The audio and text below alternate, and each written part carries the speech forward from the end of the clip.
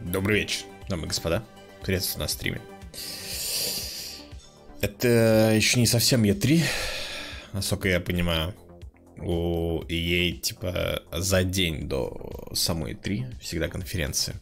Ну или как-то так. У них как-то, короче, странно в расписании все вклинивается. Они они как бы при E3, но не в самой E3 как будто. Ну и у них всегда конференция была такой. Спортивные игры, Sims, батла и в принципе все. Редко они что-то презентовали интересное. Разве что там какой-нибудь Unravel и Way Out. Могу вспомнить, наверное, из всего этого. Что интересно было бы посмотреть, наверное. 1 минута остается. Начало конференции. Сейчас я врублю. Не знаю, что там происходит. Обратный отсчет идет. Второй чат. Всем привет, кто подошел посмотреть E3. Эсперанто, Некро, Булцер, Колорс. Добрый вечер, гайс. Да, нам говорят, что скоро начнется. Stream is about to start. Так, наверное, нужно звука прибавить, да? Я надеюсь, минус уши не будет. По громкости скажете. Чё, как? Слышно? Не слышно? Привет, Сули. Добрый вечер.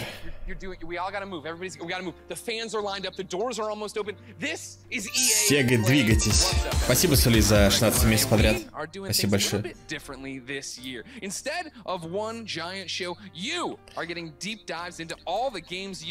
Вместо большого шоу мы, говорит, все посмотрим, все изучим.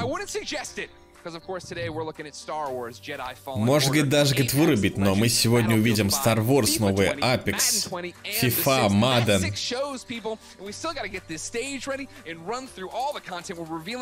Короче, будьте готовы. Какой-то Golden Boy. Новый Battle Pass. Что у нас есть? Геймплей. Эксклюзивный. Да, Мадden. Это все то, что мы любим. А субтитров автоматических нет, да, походу? Да.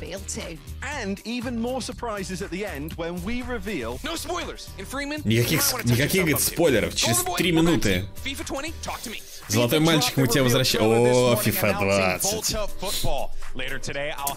Блин, и каждый год одно и то же. Специальный гость будет. Позвоню, говорит, твоей маме, что там пошутил про мамку. Sims 4. И его презентует девушка. Это не ли сексизм? Он ее спросил что-то про Star Wars, она говорит, зачем ты, говорит, спрашиваешь меня? Это же, говорит, твое шоу. Sims 4 вышел 20 лет назад. Неправда. Возможно, это Sims 4 HD Super Remaster MLG No Scope. Ну, типа они, короче, готовятся, делают вид. Так, что нас ожидает? Нас ожидает Star Wars Jedi Fallen Order. Потом Apex Legends. Потом Battlefield 5. Потом FIFA 20, Madden NFL 20 и Sims 4. То есть они приехали на E3, чтобы показать, по сути, 2 новые спортивные игры и одну нормальную. Это Star Wars. То есть единственное, что стоит ожидать нормального, я так полагаю, Star Wars. Почему они презентуют орех? Battle Pass. Они же сказали в начале. Походу, Battle Pass. Стрим с помойки. Ну, так мой стрим помоечным еще никто не называл. Да, главный герой нового Star Wars — это чел, который играл в Готэме в сериале. То ли Джокера, то ли кого он там играл, по-моему. Я уже не помню.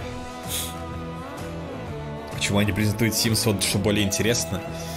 По-моему, все DLC Sims стоят чуть ли не 100 тысяч рублей, знаете ли. Ну, то есть...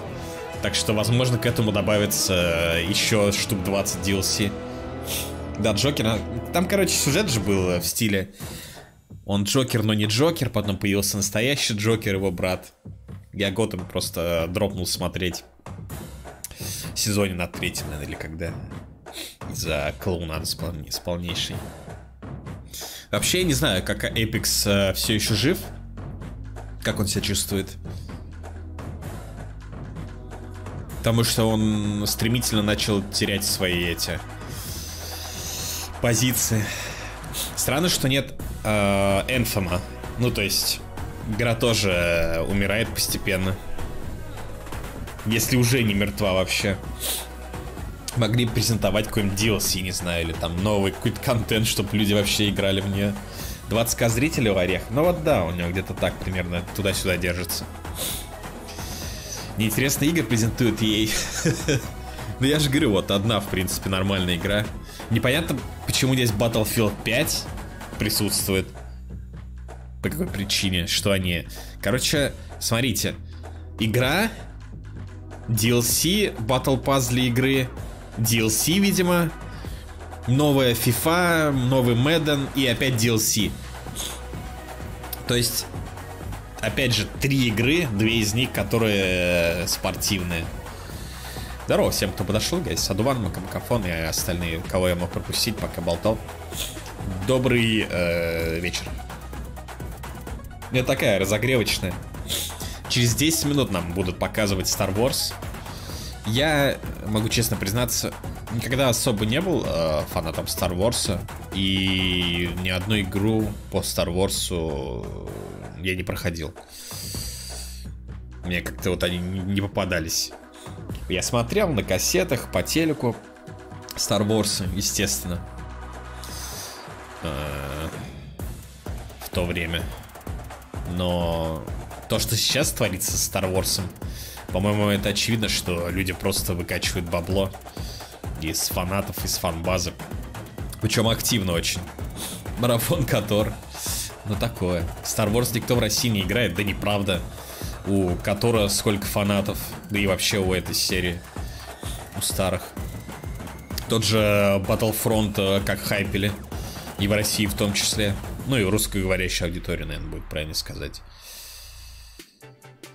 Как стрим, гайс? По звуку ничего не лагает, все в порядке, картинка. Просто я редко так стримлю с картинкой. Еще и 900p. Вроде все в порядке, по крайней мере дропов нет. Лучше, чем стримы. Неправда. Смотрите, как они показывают. Смотрите, сколько людей собралось. Кстати, мы видим... Курсор мы его сейчас не видим, да? Ну ладно. Мы видим, короче, Anthem, да? Как бы растяжку. То есть Anthem каким-то образом представлен на их EA Play. Anthem, Apex на главной сцене, вон там ну, слева в части экрана. Растяжка FIFA. Она же FIFA. Ну и больше такого ничего особо не видно. Разве что EA Sports. Да. Из интересного. В Твиттере за час до конфа они опубликовали какую-то фифу Волтек или как-то так. О, Star Wars Jedi Fallen Order. Интересно, чем эта игра будет? С слэшером таким? Я так понимаю. Геймплей же не презентовали еще. Вроде как был только CGI-ный трейлер. Если я правильно помню. 7 минут.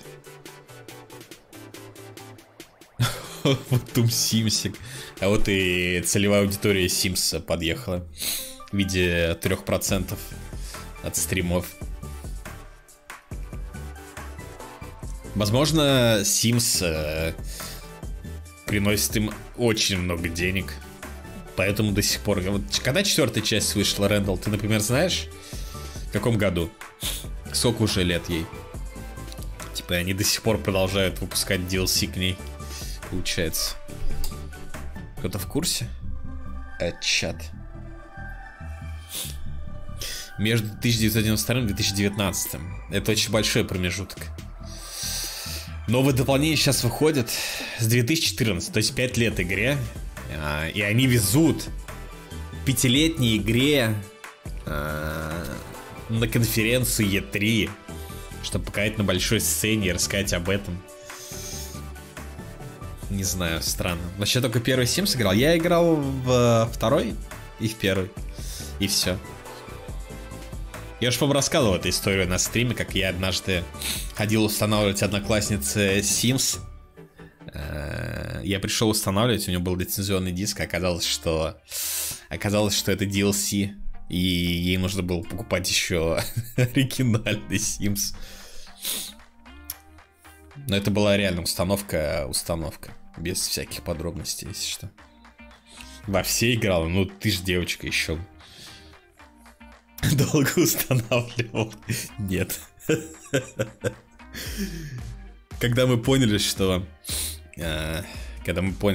собственно говоря, не поиграть, так сказать, мы очень расстроились. Ну, я, конечно, не расстроился, мне было по барабану.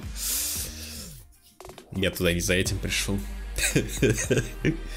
Видео, конечно же, нет. В те времена телефоны с камерами были не особо распространены.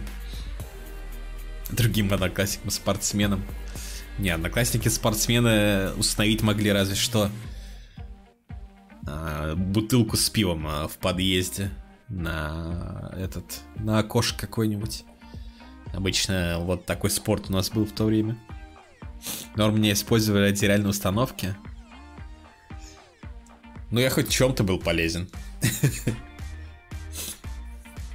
Да, это единственная история, которая у меня с Симсом вспоминается.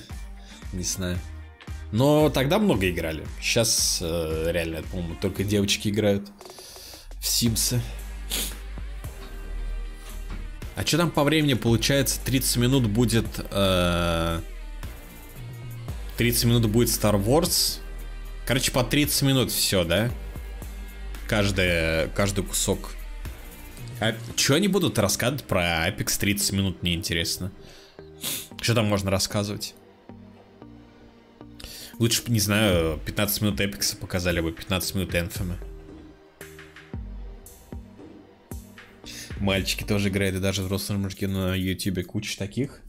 Ну, это странные, возможно, мальчики. Сейчас разного направления есть. Любители, так сказать. Сейчас куча на ютубе визажистов и так далее. Второй сезон презентует. Ну, их вроде за первый сезон Battle Pass засрали. Я читал, что у них самый ужасный был Battle Pass. Орех не работает на старых процессах, и они хотят отфиксить жопушники. Это, конечно, бесплатная игра.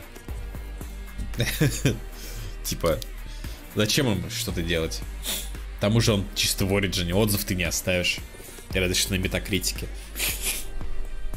Опять про ногу, ты думаешь, ты же ешь?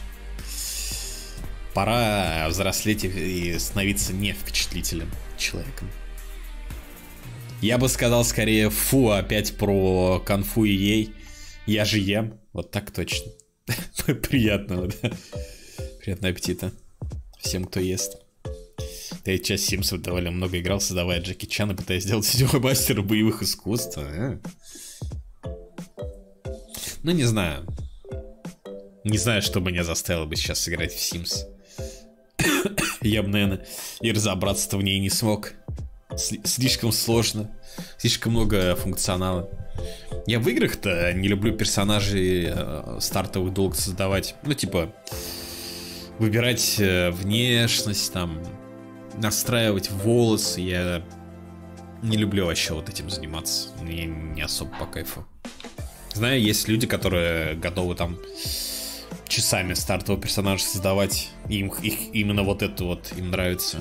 На стримах иногда. На стримах я вот когда это вижу, я терпеть не могу, когда человек сидит 40 минут занимается этим.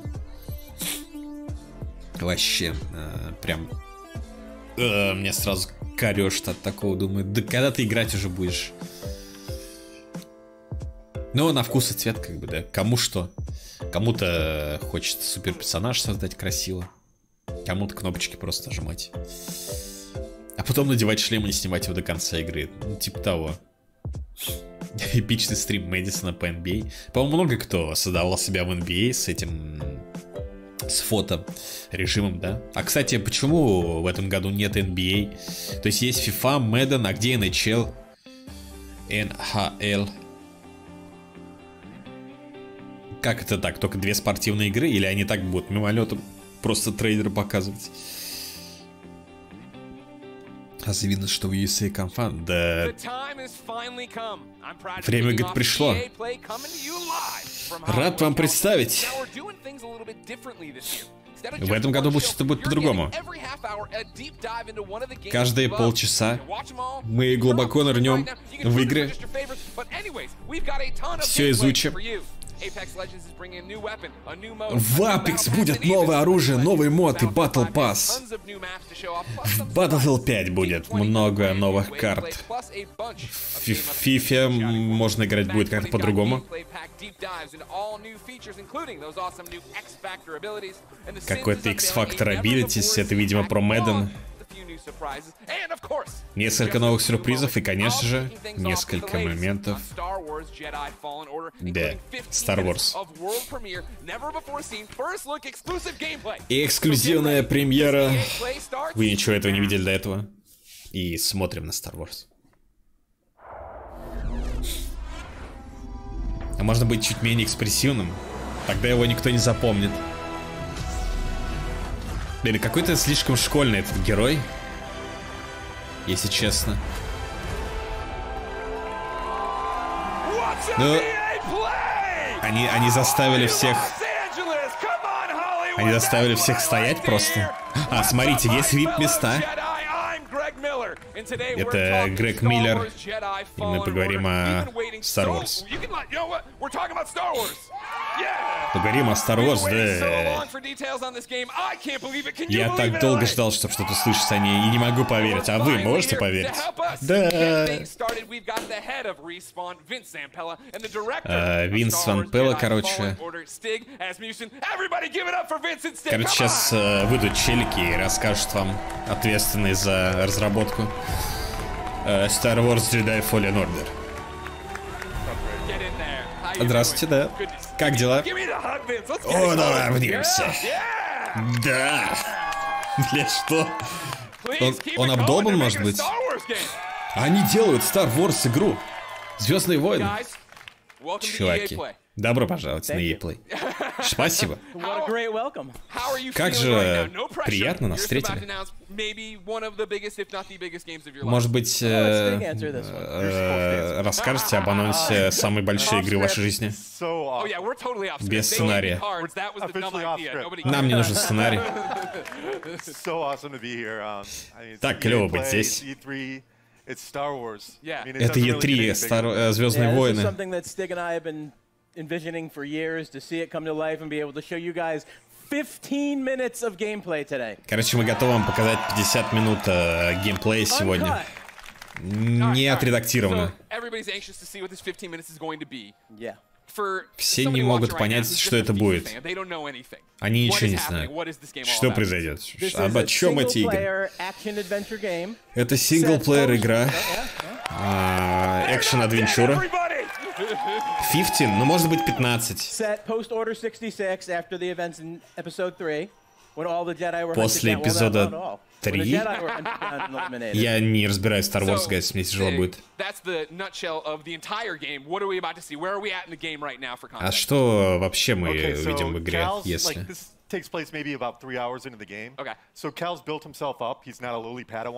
Чувак поиграл в 3 часа в игру. И мы его не как-то не редактировали. А, ну это какой-то эксперт играл. Это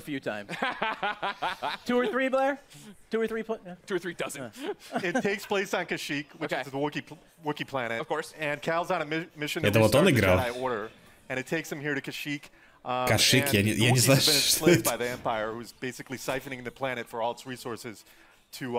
Короче, рассказывать про империю, что они собрались... Блин, как он трясется, посмотрите, у него микрофон трясется у справа чувака.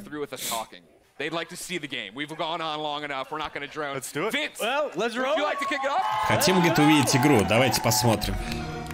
О, Xbox. Давайте посмотрим.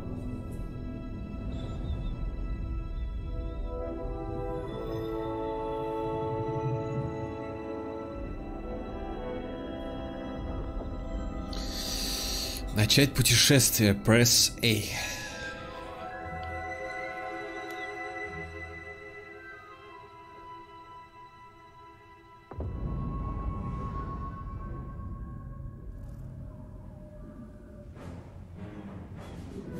Что-то херовые листики. Альфа гейм. Футаж. О, крысы. Выглядит как... от Respawn, как Titanfall от третьего лица, честно говоря.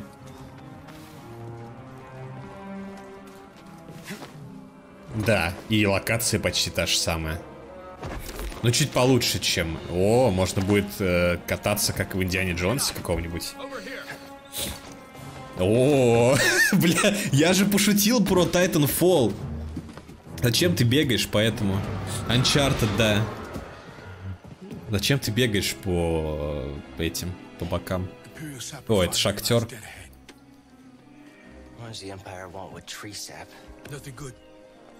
О, у него девайс как в этом, как в Death Stranding.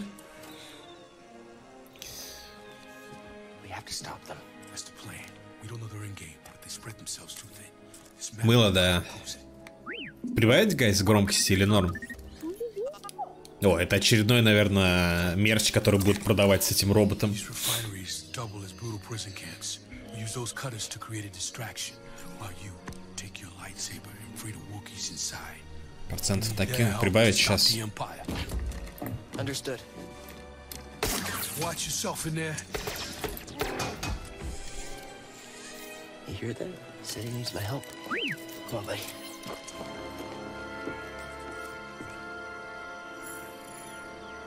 Free the Wookiees. Нужно освободить вукисов ему.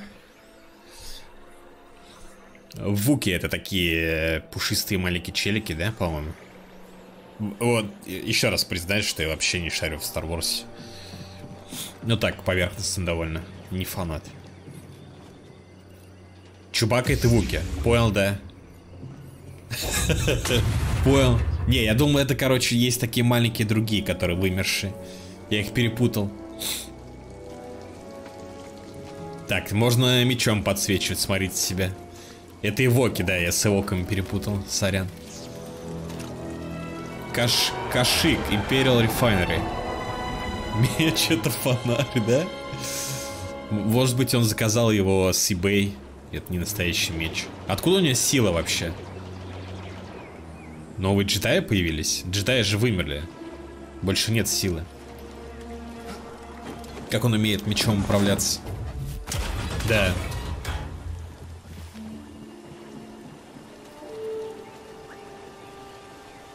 Так, штурмовики, которые его не видят за 3 метра. Ну, 4, окей, 5 метров. Отличный стелс, я смотрю уже. Серьезно они его не видят?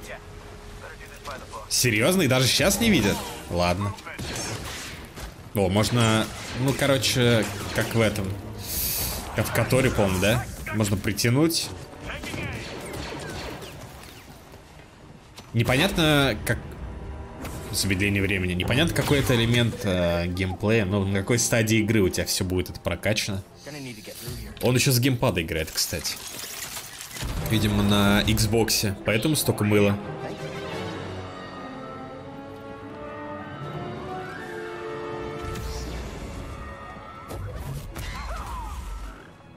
Как они смешно бегут. Как они смешно бегут. Так медленно. А вы не могли еще жопой к нему двигаться задом наперед, типа? Не, ну как бы я, наверное, поиграл бы, конечно. Я люблю всякие слэшерки. Но выглядит, конечно, не особо экшоново.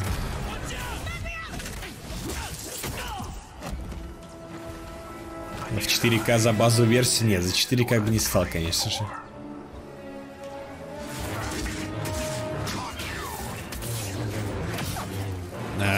Он ему сделал дыру, но, по-моему, на нем даже не остался след.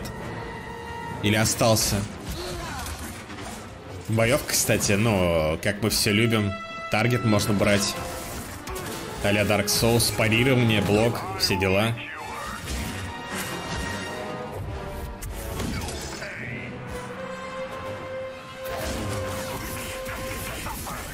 Что-то урона не особо наносит.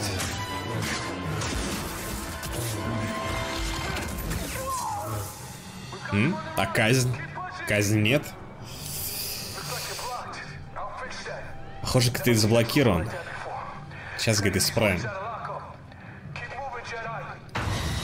Двигайся вперед, джедай. Его называют джедаем, да. Это PD. И чё? И чё он сделал? Он похилился или чё? Походу он похилился с этой штуки, с этого робота. Потому что у него было не full хп. Слева внизу.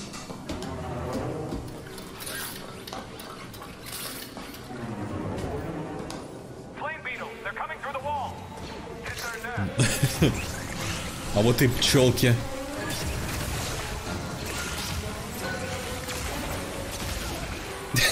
Он выстрелил и сам отлетел, штурмовик. Да, опять же, штурмовики ничего не видят. Найс огнемет. Что с Аимом? Что с Аимом, алё? Они вообще в него не попадают.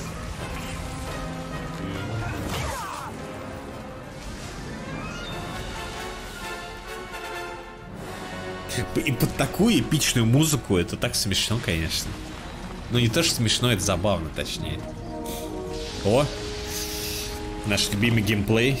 Полазить по уступам, по решеткам. Так, оверчардж. Взлом. А, просто кнопку надо нажать, да? Даже мини-игры не будет. Это не пререндерный геймплей, как сейчас делают все AAA-разработчики. Откуда ты знаешь? Это же E3. Еще 10 даунгрейдов будет.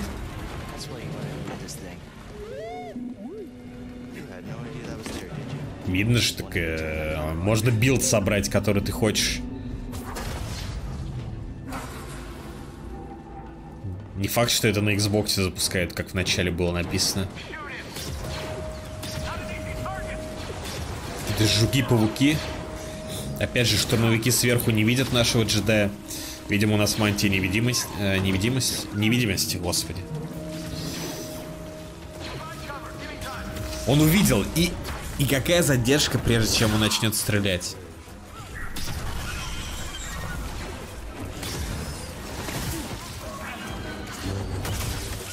Жук-паук.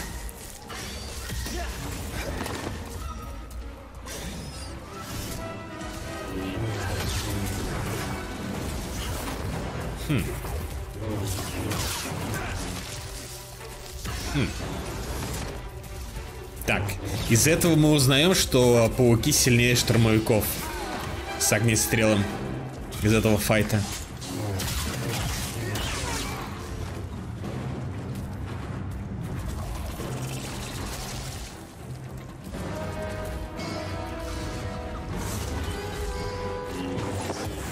Угу. Чардж атака какая-то есть. Блин, сколько же ему экспы дали за этот файт? Уже 2 скиллпоинта. А покажет скиллпоинты вообще? Что из себя представляют? Что здесь прокачать-то можно будет?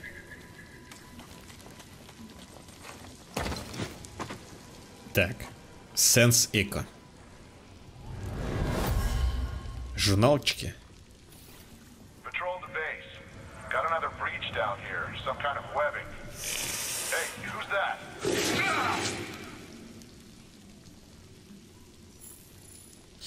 Investigating field life. This trooper has summoned and killed by which... Да, короче, этого трупера убил, видимо, этот паук.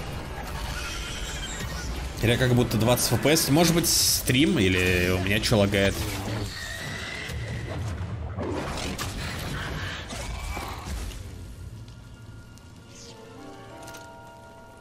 Вроде я пока не замечал особо FPS дропов.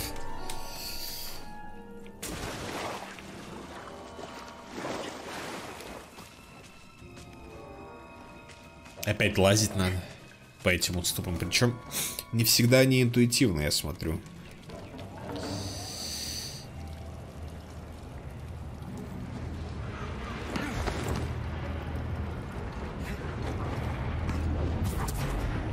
Ого.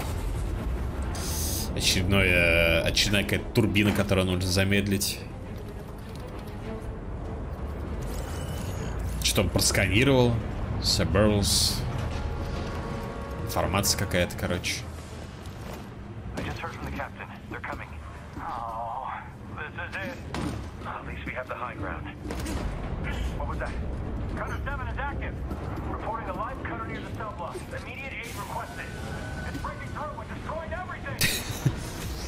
Становимся спиной, конечно же. Не, ну текстуры урона от светового меча остаются. Зачем вообще драться с ним, если можно просто отражать? И все. Да.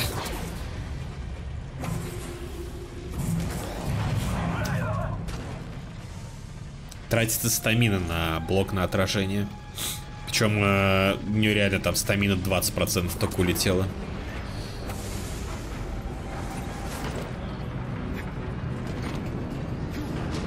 Жалко парней. Да все в порядке. Мы же не видели у них дырок в теле. Так видели только обжаренные кусочки, разве что. О, опять мини-босс в черной броне.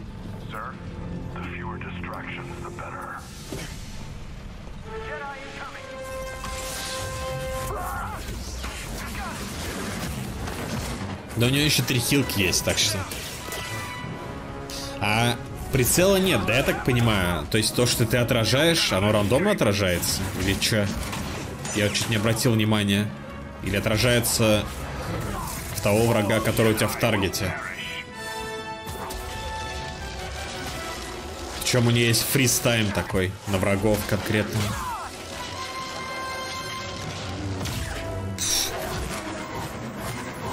Я не понимаю, где кулдаун скиллов, которые у нее есть.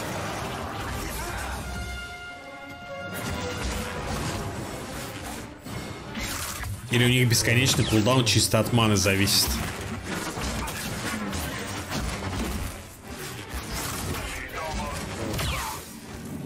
Победа. Да, хилка. С чего хилка восстанавливается? На кострах?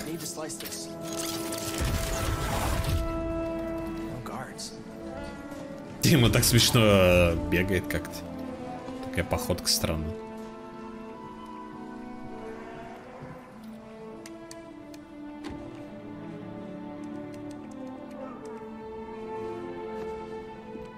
А вот и Вуки.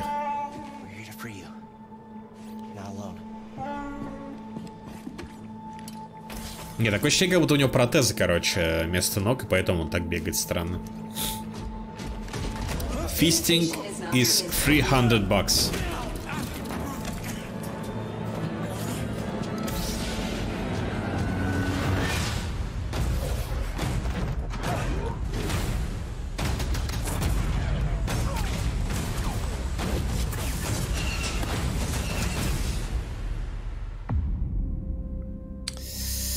Да как сказать? Я не хайпнулся, так сказать. Этой презентации. Что мы думаем? И Play. Да.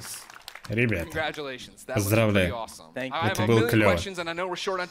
У меня есть много вопросов в Twitch-чате. Это было круто. Шнурки завяжи. Ребят, вам понравилось? Да. Много людей, которым это понравилось. Ну, клево работать с этой командой. Они очень увлечены. Мечта становится реальностью. Спасибо большое нашей команде. Благодарю нашу команду. Demo, but also the whole game. The whole game is coming together right now. So it's an amazing feeling. I'm just so proud to be up here, and I hope that Star Wars fans understand that we're really doing our best to try to honor. Да, надеюсь, они поймут, что Star Wars фаны мы пытаемся изо всех сил. I think that's pretty evident from it, and I liked when we introed. You guys were talking about the fact that this is a skilled person playing it, right? Мне нравится, что вы сказали, что эта игра зависит от скилла. What are we missing by not having our hands on the controllers? Like, what do lightsabers feel like? Как ощущается управление световым мечом, когда ты держишь контролер? Ты же можешь его кидать и обратно поймать. Это очень приятно. Если ты очень хороший игрок, все еще лучше. Ты можешь парировать, блокировать. Size up the enemies when things feel right. It feels really good. Yeah, it's also about the enemy arrangements as well, like what enemies we're putting you up against, how you go in and use your tools. Все еще зависит от врагов, как они располагаются. Sure, well that's part of this. You were talking to me last night about it, right? This thoughtful combat and the idea that when I watched the demo initially, my thought was, oh, these are canned animations, right? I'm doing a force grab and stabbing the guy, and that's all I hit R1 and that happened. That's not that way. No, it's all freeform. So like you can go back in and replay things and do it differently. differently, or you and I would have different absolutely. playthroughs. And actually, Короче, the characters react to each other in different ways. You saw the flame troopers fighting against the spiders. You could sit as bystander and just kind of watch that fight if you wanted to. Yeah. But you're not going to get any skill points if you do that. And it's Я not ничего не fun понял. either. Ты It's fun to по-разному watch можешь sometimes, драться, but it is. проходить A lot more fun to моменты, play. типа не You talk about the skill points. Are обязательно, those going into the force abilities? не обязательно Yeah, в so том, we're как gonna have the показали, classic типа или abilities. We're gonna что. have push, pull. We've got what we call force flip, which is Можете essentially double jump, выкинуть which их, можешь is nice because притянуть. That's something that makes sense in Star Wars. A Jedi actually doing a double jump. Вот он рассказал про файт чуваков с огнеметами и пауками. Yeah. Well, that was awesome. Короче, сила работает по-разному. Ты можешь притянуть, можешь оттолкнуть. Force pull Stormtrooper, stab him, but when you force pull the Stormtrooper and walked him into Yes. unbolt, that was pretty Ну, cool. типа, ты можешь, That was pretty да, cool. замедлить его, выкинуть, притянуть. No, you actually said it better be in the demo. Well, you did it. You delivered. Tell me about the enemies we are seeing there, right? Because that's one of those Расскажите things I про feel like врагов, we're которых talking мы a lot about, видели. seeing things a lot about is we're running through the environment. You had different things. You had your normal stormtroopers. You had non-normal. Есть обычные, есть необычные штормтруперы. So there's a lot more that we haven't You're shown. saying that but isn't the entire game. that is not. It's wow. No, I'm surprised. no. But we got our classic Зачем у него stormtroopers. кепочка We've got такая у the штормтрупера? Для scout чего? troopers who you saw equipped В with, шлеме. kind of melee charged weapon. We've got the flame troopers, but we also have Есть, the purge которые troopers. с заряженным оружием, Task is есть to с basically огнеметом, un-Jedi, Yeah. soften them up before the inquisitors come in. какие-то And like we're инквизиторы. seeing right here, right? Like this bad. That's the MF purge version. trooper, That's the- yeah. yeah. Exactly. Like so New that the team created. in. Yeah. There you go. Их Added to оружие the Star Wars похоже world. на Wow, 21 дартмоловское. created? Just that one man did? Типа, о, это создал один человек. Jordan Мы did the создали concept. их. Good job, George. Everybody. Короче, какой-то челик придумал вот этого штормтрупера или эту атаку его. Типа, создал ее. You have one of my favorite droids of all time coming back, The KX. and then making me fight him. Yeah. Вернется один из его любимых дроидов, и с ним можно даже будет Oh, you подраться. do. Ну вот этот Trust вот на me, экране. You do. I do. Yeah, yeah. Well, then talk about the other star of this 15-minute demo, right? The new droid, There he BD1. is right there. No, И BD1. еще BD1's один in the из audience, ladies and звезд gentlemen. этого... Ну да, я же говорю, они это сделали, чтобы мерч продавать Thank потом you, какой-то. BD1. He's adorable, as I'm sure you know. I Это дроид. immediately want him as a backpack, so just a heads up if you're talking to anybody in the licensing department. All right. We can make What that does he happen. do in the game, right? Что он делает в Excuse me, игре? we're hosting a panel. You can keep it down over there. What are the traits? What are we using as? Is he Что мы just используем? Flare? Am I using him for Ну different просто things? фонарик или что? Story-wise, he's Cal's companion. He's Yeah. an По- explorer droid, which is по истории perfect он since Cal's on this компаньон его. mission Sure. for survival that's taken him Я не знаю, all зачем он these спрашивает, мы и так savage видели, planets. что он умеет взламывать, он BD хилит. sounds for Buddy Droid 1, which is That's respawn. That's Yeah, I respawn. mean, I don't think I didn't notice the wall running either. I'm like, well, yeah, respawn Да, made он this говорит, game. что Yeah, это okay, с definitely. респауна but своровано, с ended Titanfall. up sticking. Yeah. So, one of the cool factoids is his voice is authored by the legendary Ben Burtt. Oh, nice. Who Для did all чего the озвучивает sound какой-то Бен sound Бёрк, designer in the легендарный. original trilogy and Yeah. beyond. But he can hack doors, computers, as we saw in there. Just scan some stuff there. Умеет взламывать Scan the компьютеры, environment for like environmental storytelling, learn more может about the сканировать planet. I saw him shooting всякие out поверхности, hellcats. Is окружение. that a canned animation где after a дополнительные fight? Is истории. it a button I'm hitting? It's player input. Okay. Whenever Is they there, like, a want, cooldown on it? whenever they want, BD will eject a stim pack. Okay. There's a limited amount that you Okay. can find more over the course of the game. Короче, можешь And you're похилиться actually- с помощью специальных in that хилок. moment, you're И они defenseless, элементированы, you ты их choose находишь wisely по what you're игре. Okay. We've seen the gameplay. Without spoiling stuff for me, Мы видели what's going on геймплей, in the и story? без Like, спойлера, obviously, Cal, что yeah, по I поводу thought he was gonna сюжета. be way weaker as a Jedi. You know, just tell me the whole story. What A to B Stig, how's it go? Типа он слабее, чем Actually, no, джедай или stop, что, я full не stop. совсем I can't понял. believe I've gone this long in the panel without asking. Is Watto in this game? Я не шарю в «Звездных войнах», что он спрашивает какие-то вещи, которые я не понимаю. Hashtag Watto 2019. I'll be retweeting Вада them all кто? after this panel. Thank you very much. Вада в игре But what's будет. going on in the story outside of Watto should be in it? Well, you know, story's a really big deal to us. We created this with Lucasfilm. We got to keep a really tight lip on Короче, мы it. работали с So Lucasfilm, I don't really сюжет wanna это go важно over для it. нас. Sorry. Это было I mean, непросто. yeah, the I'm story's gonna save good. it. Okay. I know one of the things a lot of people have been asking, right? I'd put up stuff on Instagram saying, hey, give me questions. Community wanted to know, This is Star Wars canon, right? You Totally canon. Okay. Totally legit. Okay. Мы спрашивали в социальных сетях, в Инстаграме, задавали вопросы и спросили, это каноничный Star Wars? Да, говорит, каноничный Star Wars. Yeah. They're all gonna live in other places. Okay, that's great. Vince, how's that feel? No pressure. It feels great. Yeah. Никакого давления на вас не было, We оказывается. have, You act like it's so nonchalant. You're making a Star Wars game. It's canon. canon. Вы же делаете игру по Звездным войнам, типа. Shocked to be up here. I'm like, I know, it's a big deal to work with me, but it's okay. It'll be all right. We've been talking about this for like 10 years. Yeah. So. Мы говорили об этом The other 10 big лет уже. community question I've seen a lot is, it's a Star Wars game, and Star Wars games in the past have allowed us to go light or dark. Is that a choice here? No. Короче, в предыдущих играх Star Wars можно было выбирать свет или тьму. Because. А здесь этого выбора не будет. The fact that Cal's authentic and he has to fill a certain role so he can be used in other places. yeah, this is a Jedi story. Well, that's the thing. И у него есть одна роль, и он является джедаем. Не будет такого перехода на темную сторону.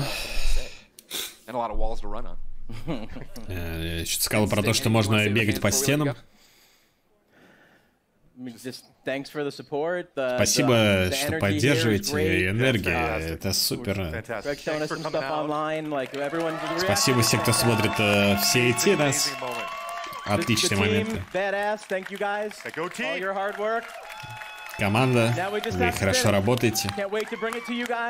Мы не можем дождаться, когда мы сможем выпустить игру.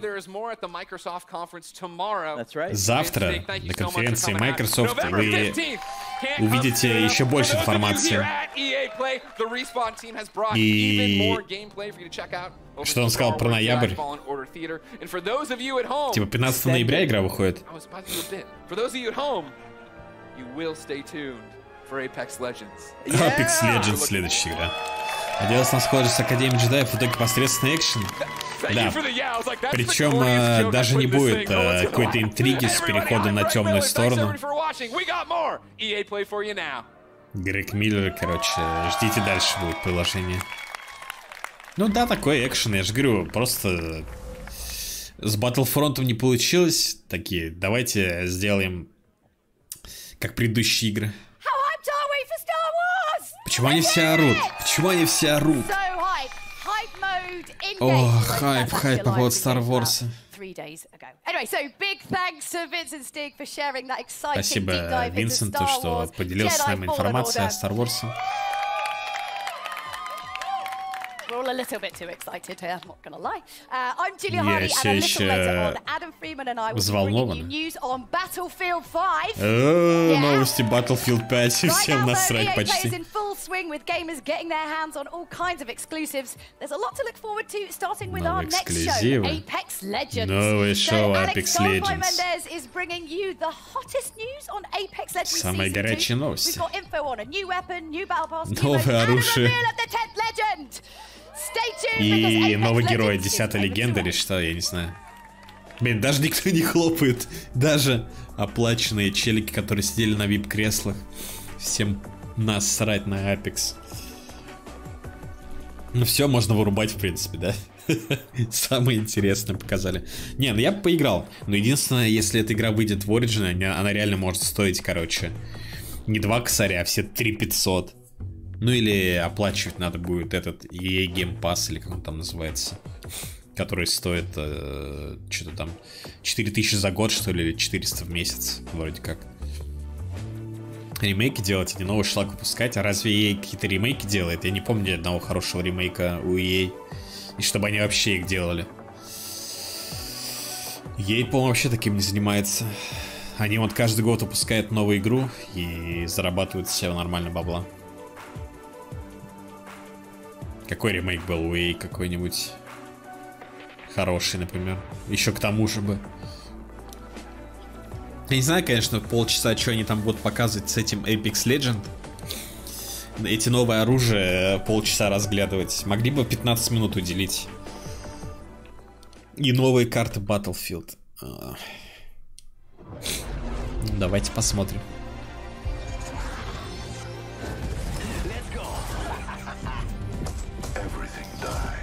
Моя история с Apex Legends была довольно короткой. Я скачал игру даже, установил ее, прошел обучение и больше не играл. Добро пожаловать. Хочу поговорить с вами про Apex. Профессиональный комментатор. Overwatch комментирует вроде как.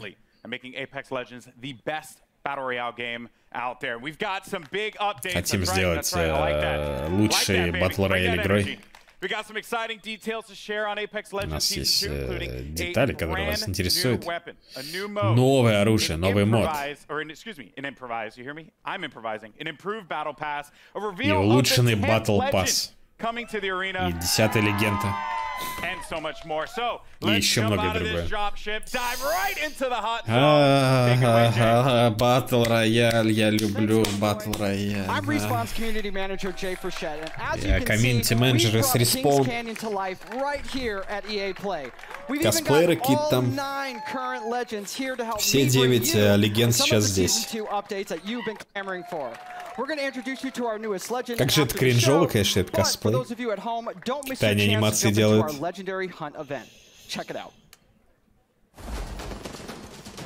Вау.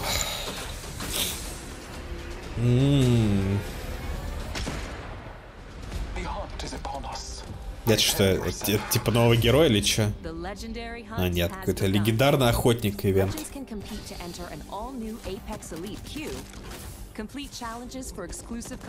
Можно выполнять челленджи ради эксклюзивной косметики. Battle Pass дает дополнительный опыт. Новые скины. Legends who place in the top 5 of any match will earn the right to join the Apex Elite Queue. Короче, те, кто займут топ-5 матчей, могут участвовать в очереди специальной и соревноваться между собой. Типа, короче, самые скилловые игроки получат отдельную очередь специальную.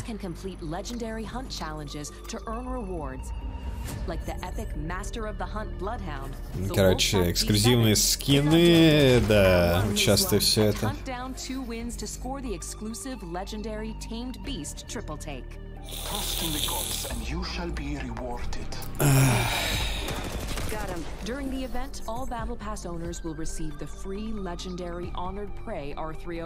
Во время ивентов, если вы поучаствуете, вы получите какую-то эксклюзивную пушку. Блять, скины.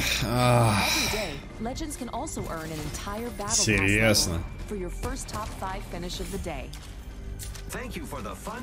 Ну это вообще, я не знаю, это позорище какое-то, это просто бу, вот так надо было встречать. Это можно было на E3 не показывать, серьезно. Be sure to keep an eye on the rotating store for new exclusive legendary hunt cosmetics. The sky has opened and gifted the day. Squad up and drop in, as the legendary hunt won't last forever. Good luck, legends. У вас игра умирает. А что вы презентуете? Скины. That's right, until June 18th, you can jump into the Legendary Hunt, our limited time event that features the debut of our Elite Queue, exclusive challenges you can unlock, and some killer skins and more. Also, this weekend is double XP weekend, so there's lots of great reasons to jump in. Дополнительная экспа будет на этих выходных. It's awesome to see the best duke it out. Back to you, Golden Boy. Возвращаемся к тебе. Thank you so much, Jay. Thank you, Jay, for that. Appreciate it. All right. That was season 1. Я был в первом сезоне. Теперь давайте поговорим про второй сезон. Я играю в каждый день. Я прям перед шоу поиграл. Вот так вот я люблю эту игру. Хочу поговорить про второй сезон, у нас новая информация. Какой-то чувак, короче, у которого нет подбородка. Beautiful, beautiful content. What do you have for us today? Well, it's coming. Красивый контент. Okay. First and foremost. Content is coming. Confirmed. You've heard it. Контент приходит. It's coming July 2nd, and it's called Battle Charge. В июле выйдет Battle Charge какой-то. Yeah, so as we announced when we launched the game, we're taking a seasonal approach. So we're trying to cram as much into the launch of Season 2 as possible with some other stuff along the way. Много очень кранчили, работали. From the launch is Legend. Ну, кранчили, перерабатывали ко второму сезону, чтобы контент. Ивент на карте какой-то. Мы слушали отзывы от комьюнити. Ну, короче, балансировали некоторые оружия, что-то занерфили, что-то подняли.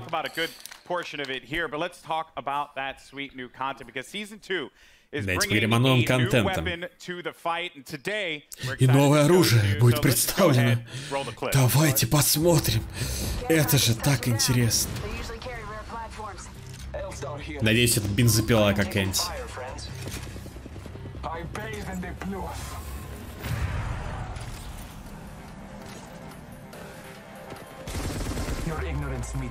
Это какой-то лазер. Я не знаю. Либо он неуязвимо становится. L-Star, Plasma Fueled EMG. Ну, плазмоган, короче. Золотое оружие по редкости. Вау. Вау.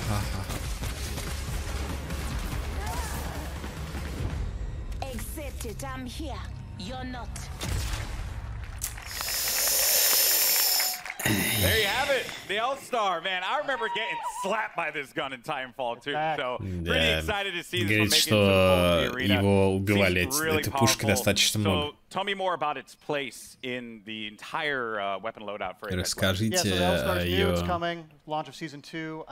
положении в игре. Короче, оно опишное, и вы его можете найти, видимо, в какой-то коробке.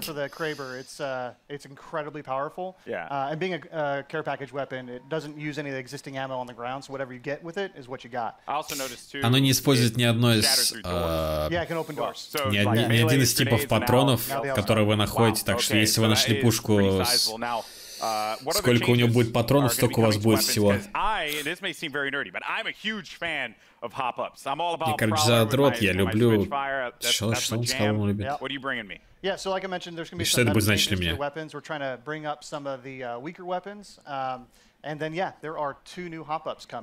Короче, слабое оружие, я так понимаю, они собираются бафнуть.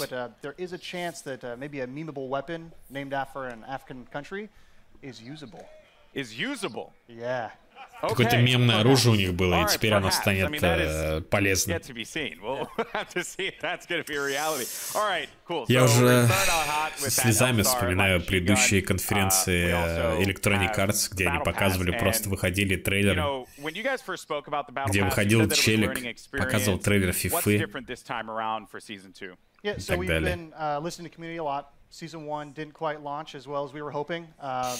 В первом сезоне не очень получилось, говорит, мы послушали сообщество и изучили информацию, что люди покупают, скины, и мы улучшили Battle Pass второго сезона.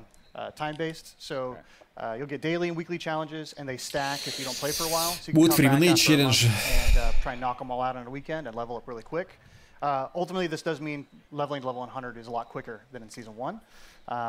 We're also getting rid of all the... И вы теперь не сможете так быстро получить левел 100, насколько я понял, как в первом сезоне. Или наоборот, быстрее. Entirely new content types into the battle pass, which we will talk about later. And there's a lot more skins in it, and больше скинов, богу скинов.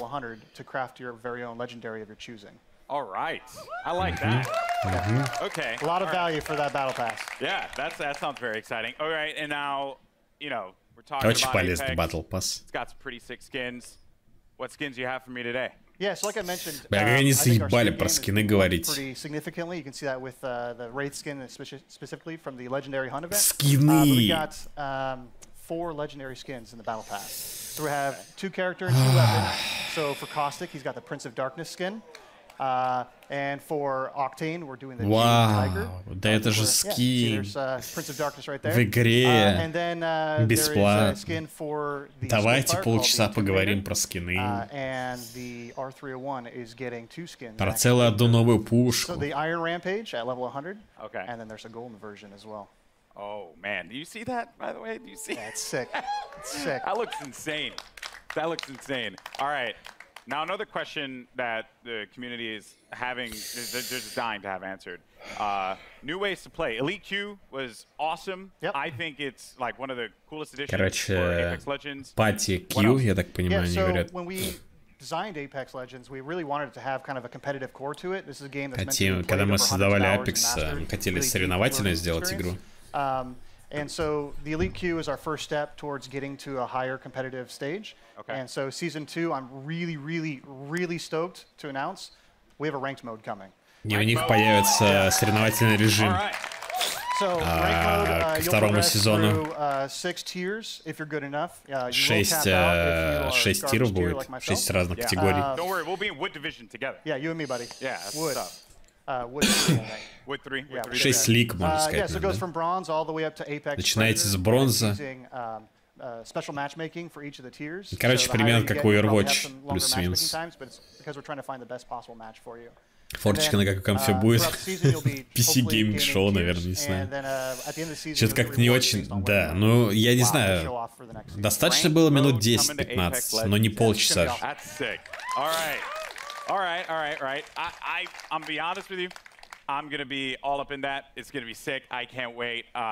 Мне кажется, они просто пропустили момент, когда Apex был их флагманом. Ну, то есть он реально был на хайпе, в топе всегда, там 200 тысяч зрителей на Твиче, допустим. Но теперь это не то. Они пытаются как бы воскресить, вернуть аудиторию.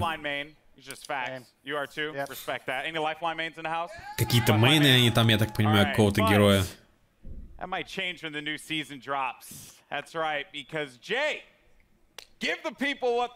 Я стану играть за другого героя, потому что они презентуют нового героя. 10-й герой. Это... Кто? Уотсон? Это какая-то тя.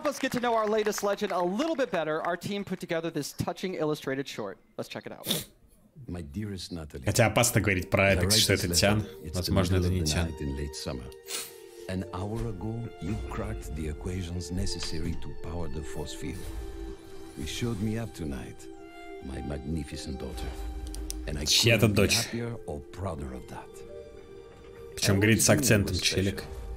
Может, она русская? Did I fathom that the little girl who taught her staffed Nazi multiplication tables grow up to master quantum laser mechanics? Короче, эксперт по квантовой механике.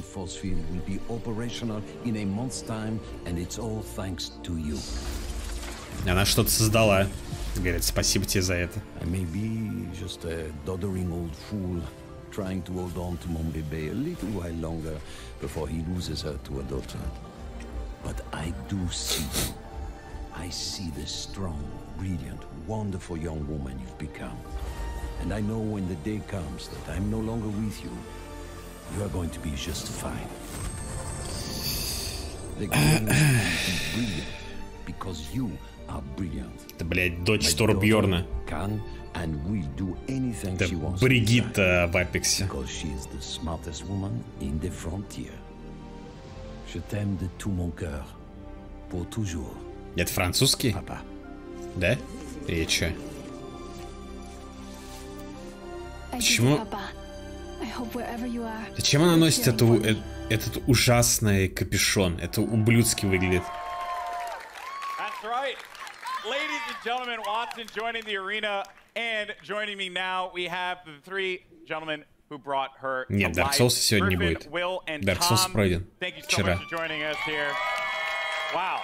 So that I mean, Bible thumps in the chat, man, because that was the feels right there. Hit me right. But Griffin, we'll start with you, bud. You're one of the legend designers, and I'm curious on the approach that you guys took toward making Watson a character that has impact in the arena? So Watson really Какой импакт она вносит a в conversation Apex between a Legends? friend of mine and I, who he's an engineer, and he has this really methodical, interesting way of Он общался с каким-то знакомым инженером. systematically solving them. And so Она может ставить растяжки. Sort of the defensive complexity of Нет, Apex что это она ставит? Ну да, растяжки.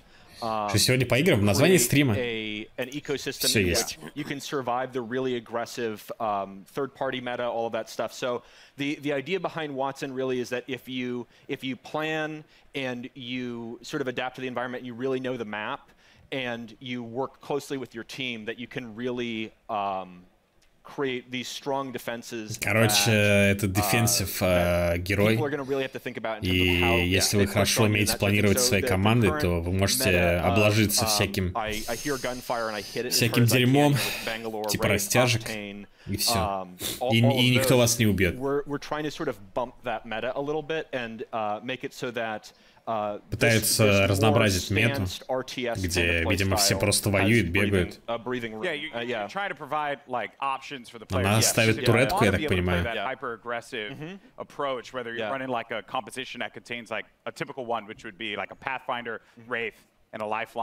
For that support, you can play into a composition like this, and they kind of counter. Короче, они разговаривают про классы, я вообще в Apex не шарю. Я говорю, мое знакомство с Apex быстро закончилось, не особо интересно.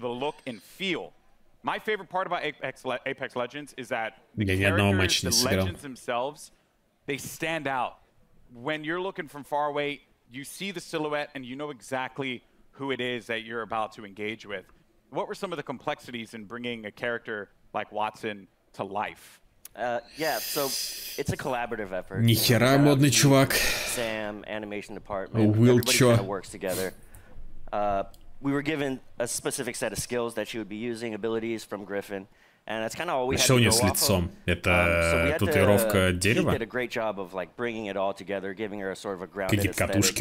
She had to look like she was using electricity and stuff like that. So rubber gloves and the coils and the wires and Почему она одета так тепло? Там же, по-моему, остров, на котором зелень растет. Зачем она в куртке ходит, в такой теплой? Кто дизайнил этого персонажа, алло? Она из России, нет, неправда, она из Франции. That Watson, she takes out an item in her kit. It's actually like on her person. Костюм электрика не выглядит как этот самый. Как теплая куртка, не обязательно. That's great. In the world, yeah. So now you get to the gameplay, the look, but the story. You know, because you got to hit us in the feels, right? Like super hard, and you just did that. Watson's backstory, who she is. Let's dive deeper into that one, Tom. Разве это так важно? Но он спрашивает про историю, типа, кто она такая. Это же Battle Royale, где ты просто месишься с людьми. Там же нет никакого сюжетного режима. Причем это вроде как вселенной Titanfall, да?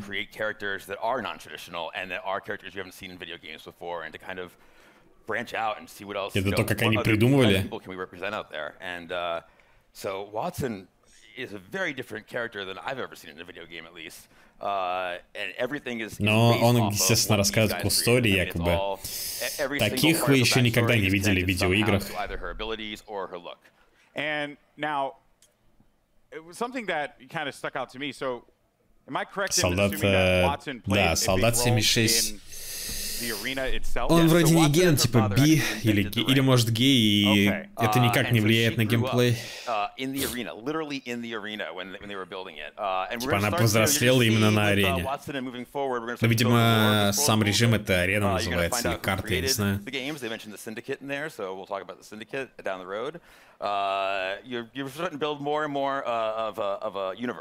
Yeah, which is great. So she's in the so all the legends must know. Не, я понимаю, вот там какой-то story режим был. She was always hanging around the arena, and she got to know all the legends. Типа того. Это довольно странно. You know, her role Она is support, so, не военный, не солдат. Everybody loves Watson. She's the one person that could probably unite Все, all кто ее Legends любит. together. Кто все-то? Caustic respects her. She's a scientist. Okay. She's an engineer. Про остальных героев. Yeah, Все ее уважают там. Okay. Костик какой-то. That's fair. Well, yeah, that's super cool. I mean, blown away by this character so far. Now, I mentioned before we're going to talk about the abilities, because when you revealed these to me, I was floored, jaw-dropping, and a lot of people online Про were обилки kind of говорят. like guessing as to like what it would be. Все And I'm предполагали, very что happy это to see будет. that. A lot of them, some had the right idea, but for the most part, Некоторые даже угадали what she's capable что-то. of doing. И что кабели делают. So let's just talk about the active. First thing, defenses. Yes. So the Watson has more interrelated abilities than probably any other current character we have. You really need to understand how they all interact. The Они, я так понимаю, станет замедляют you can use лишь. these in any permutation you want. Part of why we sort of went with her being such a Забавно, что они на brilliant геймпаде engineer, показывают because это we все. want to reinforce both mechanically and thematically how creative the player can be with these. Так, ну это свои типа пробегают спокойно. Free reign to place these however you want and figure out and the players, they, like I just saw right there. I don't know if that was intentional. So Это, по-моему, херня, если честно, эти обилки. Это же не щиты, это просто растяжки, чтобы кто-то не забежал и все. So there's a lot of different interactions, a lot of different ways that you can interact with the gates with other characters. Но, наверное, они полезны только на поздней стадии игры. Я не знаю, когда круг сужается. Bombardments, incoming grenades, stops arc star spam. And it charges your team's shield. Почему люди and так also, бегут? if Watson's cooldown is slower when she's away from the pylon, but when you're near the pylon, it supercharges your tactical, so you get. Короче, когда ты к какому-то к пилону рядом находишься, то ульт заряжается быстрее. Но это факты для тех, кто играет игру. Я не играю, вообще не разбираюсь.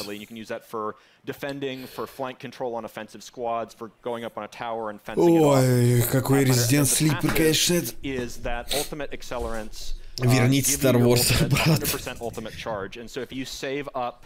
Ultimate accelerants over the course of the match that allows you to place more pylons, and it means that you don't have to play Пилоны это эти, что conservatively ли? as Watson, as Знамя, long as you куда save надо up приносить? ultimate charges. You can keep moving with Чтобы a highly воскрешать? mobile squad. You can play offense, defense, support, however you feel like the fences and the pylon are most effective to whatever comp you're playing. So what you're telling me here is that Lifeline mains do not need to continuously hold ultimate accelerants anymore. We felt like we needed to rejoice.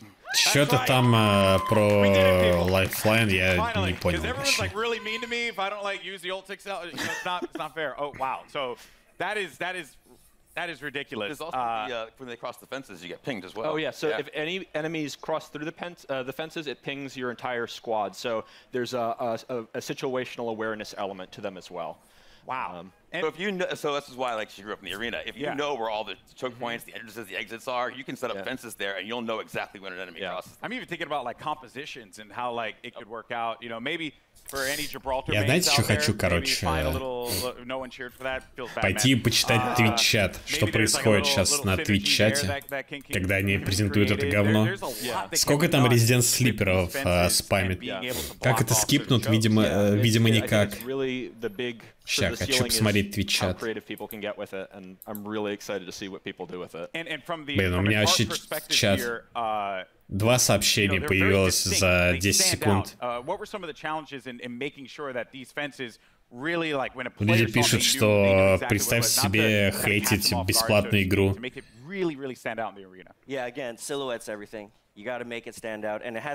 Скейт 4, пожалуйста. Resident Sleeper, вот поехали. Но у них фолловер мод стоит, так что не поспамить. Кто-то пишет, что хочет, чтобы Покемейн пернуло ему на лицо, например. Ну, типичный твич-чат. Апекс мертв, Resident Sleeper. Блин, твич-чат интереснее, чем то, что они рассказывают. Я уже даже не слежу, если честно. Вообще без понятия, о чем идет речь. This legend is going to be incredible. I can't wait to play Watson. You guys excited? Watson? Yeah, все так exciting. Again, very much looking forward. Now, today, we've covered a bunch here. We've seen a new weapon. we've gotten a new mode, the latest legend, and the new battle pass for season 2. So, let's recap all the amazing Apex Legends. Окей, давайте еще раз посмотрим на то, что произошло сегодня. Нам же один раз было недостаточно. Они вот, видимо, не знали, как это на полчаса растянуть. Бля, худшее пока что, то, что было. Да, было-то не так много. Сраный Апекс.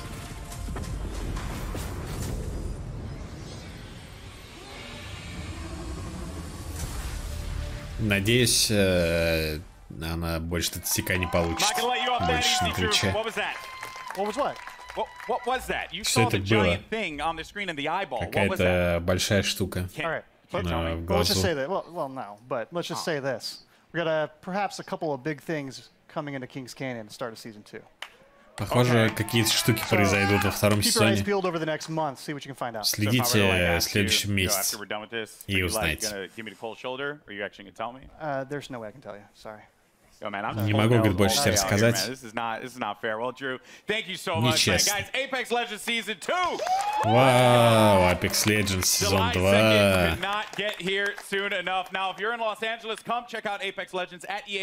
For your first chance to get hands-on with Watson, as well as all the other great Apex Legends. Следующий Battlefield 5. And for those of you at home, Double XP weekend is going on right now. So jump Двойной experience. Start earning those amazing exclusive skins. О, прикольный мужик справа внизу.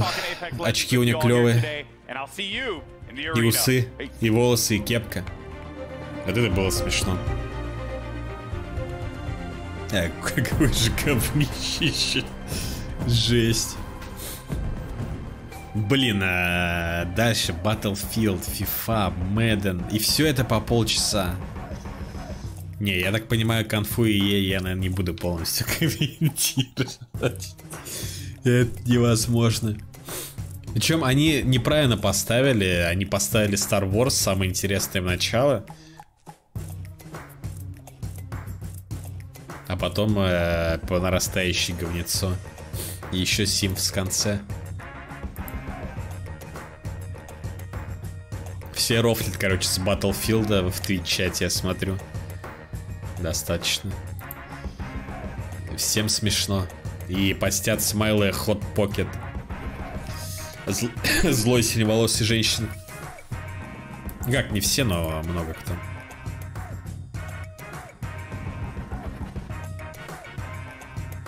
А чё в Твиттере пишет? Ну-ка. Почитаю, что в Твиттере. Не, в Твиттере тихо. Ну как вам, гайс, конференция EA? В частности, кусок про Apex Legends. Наслаждаетесь? Понравилось? Интересно? Будете играть? Может, даже Battle Pass купите? Да, Гейт, вы получили множество информации. И новый герой. И вы можете поиграть за нового героя прямо здесь на E3.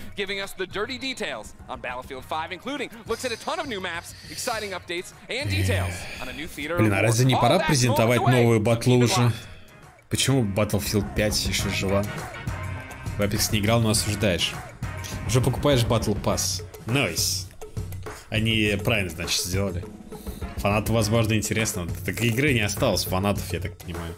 Все ушли играть обратно в Fortnite или в PUBG. Ну или я не знаю, что там еще есть.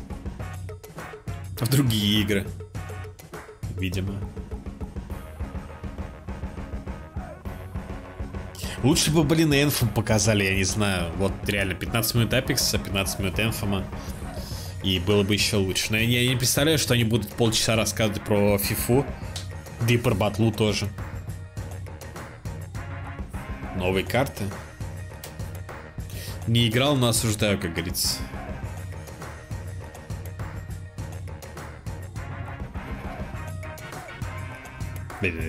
Чё там народ тусуется, интересно? Чё-то народ с зонтиками ходит. Там, видимо, очень жарко.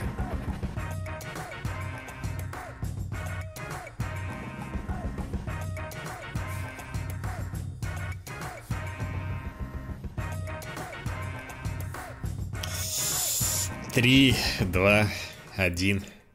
Воу.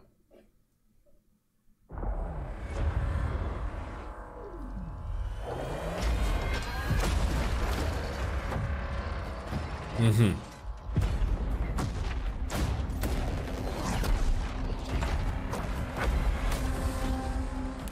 Hey guys!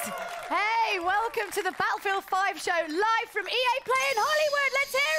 Я не буду никак комментировать, что кто это презентует Battlefield 5. Много новых новостей, говорит.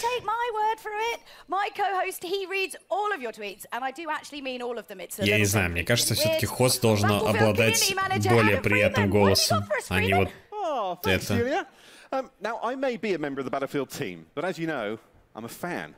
Я участник Battlefield, команды Battlefield, но я еще и фан. We're going to be bringing you content that's coming to you over the next few minutes. We've heard what you want. В течение половины часов мы будем вам множество контента показывать. Новые фичи, которые вы просили. So, when Chapter 4 Define the Odds drops, it's bringing so much cool stuff. So let's get to it. Over to you, Julia. У нее еще нос проколот, оказывается. Let's wait no longer and tear the plastic of our first new map, Marita. Let's check it out. Вау, новая карта. Никто даже уже и хлопать не стал. Какой же чат у Фикса без сексистских шуток? Да нет, какие сексистские шутки? Мы уважаем всех и любим всех. Тем более игры, которые хорошие вот показывают.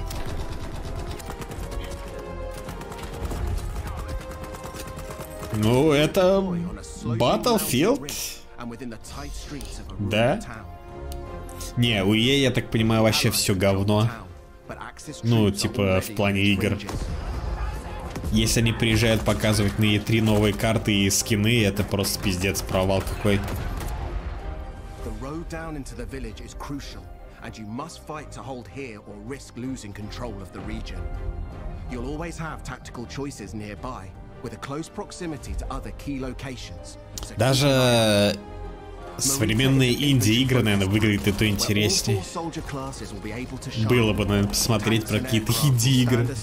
Ну, наверное, это что-то будет на PC Gaming Show.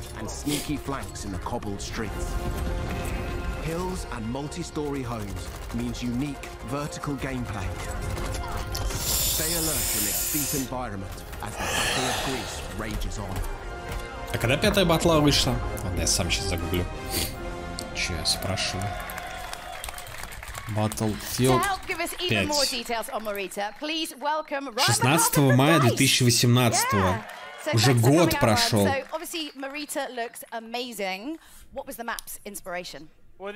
Год. И они рассказывают о новых картах на конференции. Где ты должен показывать, ну, либо прям супер какой-то новый контент для игры. А это просто карта. И причем это будет бесплатный контент или это тоже за деньги? DLC? Ну, видимо, это будет платно, наверное, иначе они бы не везли бы это на конференции и не показывали. Я просто слушался. So, as Mr. Battlefield likes to put it, this is total creative chaos. So you're just going to see some absolute. Не, батла, не знаю, наверное, хорошая игра, просто. Они сами закопали, по-моему, эту часть, когда начали делать заявления в стиле там: не играйте в нашу игру, если вы там какой-то токсичный ублюдок и так далее. Ну, народ и не играет. Какой контент для батла? Ну, это можно не показывать на E3. Это можно просто выпустить или в конце конфы показать ролики. Расскажите о чем-то новом, интересном. Расскажите про новую батлу, лол. Или что-нибудь, не знаю.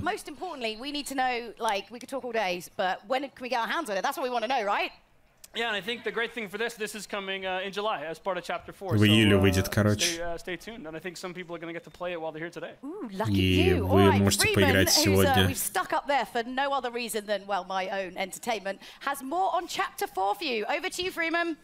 I'm up here PTFOing. I don't know what you're giving out to me, Julia. Listen, we have more maps.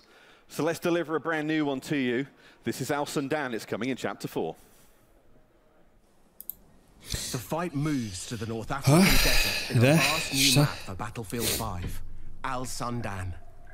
Prepare to engage alongside a lush desert coast and Ну, выглядит красиво, да, violence. ничего не скажешь. Axis forces have militarized the area with camps, a radar tower, and an airbase. You must fight over possession of these critical points. In Al Sundan, we've taken the vista used in a single-player war story Under No Flag and doubled down on air and land vehicle combat. With this, the location has been optimized for all-out multiplayer action. On this open map, it's up to you to shape the fight. With large distances, vehicle-based teamplay, and battles across ranges, you'll always have plenty of choices. Make good use of this sandbox to secure the win. Utilize vehicles, mounted guns, planes, and transports.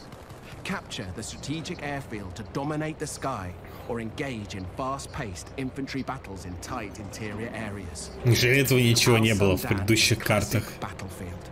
We can't wait to let you play it. Неужели этого ничего не было до этого? Что вот так вот показывается? Yeah. That's amazing. So obviously Al Sundan was adapted from Under No Flag. So tell us a little bit about what that process was like. Yeah, so usually, you know, when the guys when the team sort of focus on building these war stories, they want to create these nice narrative, linear experiences and sort of that really tell the story of Про сюжет World War рассказывает. But with Under No Что они Flag, they хотели sort of took a little bit of a different про approach. Вторую мировую, по-моему, сказал, да? Wide open experience. And that showed a lot of potential from a multiplayer perspective as well. So when we finished the game originally, the team wanted to sort of sit down and sort of a small group of them and take a shot at turning this into what could be an amazing battlefield map. It's huge. This is a really big map. This is Очень, говорит, большая карта. This is where you're going to see, you know, Очень tanks большая. and planes and infantry and all of that together in sort of what is truly Battlefield. It's sort of built for that open world gameplay with, you know, depending on no matter how you want to play, there's something there for you. Yeah, oh, definitely. And so how do I kind of, you know, adjust my strategy? Because obviously it's such a wide map. Like, what am I doing? Well, I think if you look at it, there's room for all different playstyles. So there's 6 flags on this when you're playing Conquest, and you can see here, even if you can see from the videos here, you've got, you know, when you go into the village, 6 флагов, которые можно захватить. Можно их фланговать, обойти и все такое. It's just something that he likes to do. He's kind of mean, but he's not. Просто представьте себе, короче, я не знаю, Wargaming приезжает на E3 и рассказывает про то, что у них новая карта World of Tanks и 5 скинов для их танков, например. То есть как это бы выглядело? Вот это вот так выглядит сейчас. Nice, nice. Now we've got a couple more surprises to come, but before we get into all that, let's take a look at what's coming in August towards the end of Chapter 4. Количество зрителей на официальной трансляции, кстати, все падает и падает.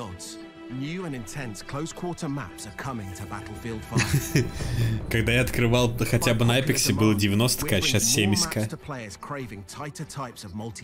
О, это же это Италия. Карта из контры. Сейчас была только что.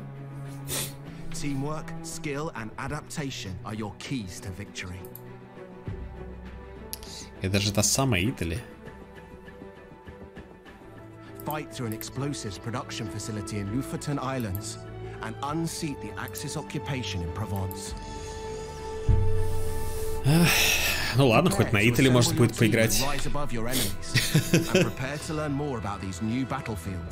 Привет, Лим. Тамада хорошие конкурсы, забавные. Тамада, к сожалению, выпала Electronic Arts. К сожалению.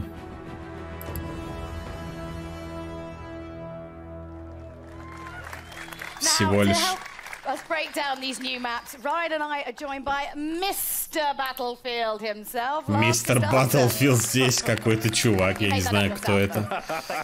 Вообще без понятия. Because he asked nicely, we also let Freeman come down from his weird place up there. You're worse than my Firestorm teammates. You just leave me behind everywhere. But we can all understand why that happens. Do you want to take over this one for the start? Don't mind if I do. Yeah, go for it. Lars, these are very different then to the two maps we've already shown so far today. Tell us about. Нихера у него боты. Taking a step back, we've been Это Ларс Густавсон, продюсер. Engaged in Tides of War, and no surprise, I mean, they love the bigger modes like Conquest. It's always been kind of a Battlefield pillar. But it's been super fun to watch how they engage with passion and dedication in the smaller modes, like Squad Conquest, for example, which really become a success. And with that in mind, then we've... Это челик вроде... Это он говорил, да? Лол. Не стыдно ему сейчас приходить? Пришел бы, извинился хотя бы. And as such, being able to give that, you know, the close quarter feeling, the tight, what you say, the intimate combat. Intimate infantry combat. Oh yeah, we need that on the Они опять показывают все то же самое. Вот. Италия. I mean, what kind of the sort of like key strategies then when you're playing close quarters on this map? You know, as we see with these smaller game modes, I mean, the key to this is just really good team play, really good squad play, and so you know, sticking together and not leaving anybody behind. Какой кошмар. But I mean, what if you want to leave him behind? Can you? Блин, а дальше ведь еще хуже. Because I would. НХЛ. It'd just be a spinning number plate. Не НХЛ, господи, Мэдден и FIFA. НХЛ не будет. And factory equipment, and then Provence, you know, I plan to take my wife there, you know, pastilles on the square. Чувак селфится. Going places you want to take your family, it's weird. I'll take Ryan. Yeah, take him. Опять он что-то про семью рассказывал, кстати, я пропустил.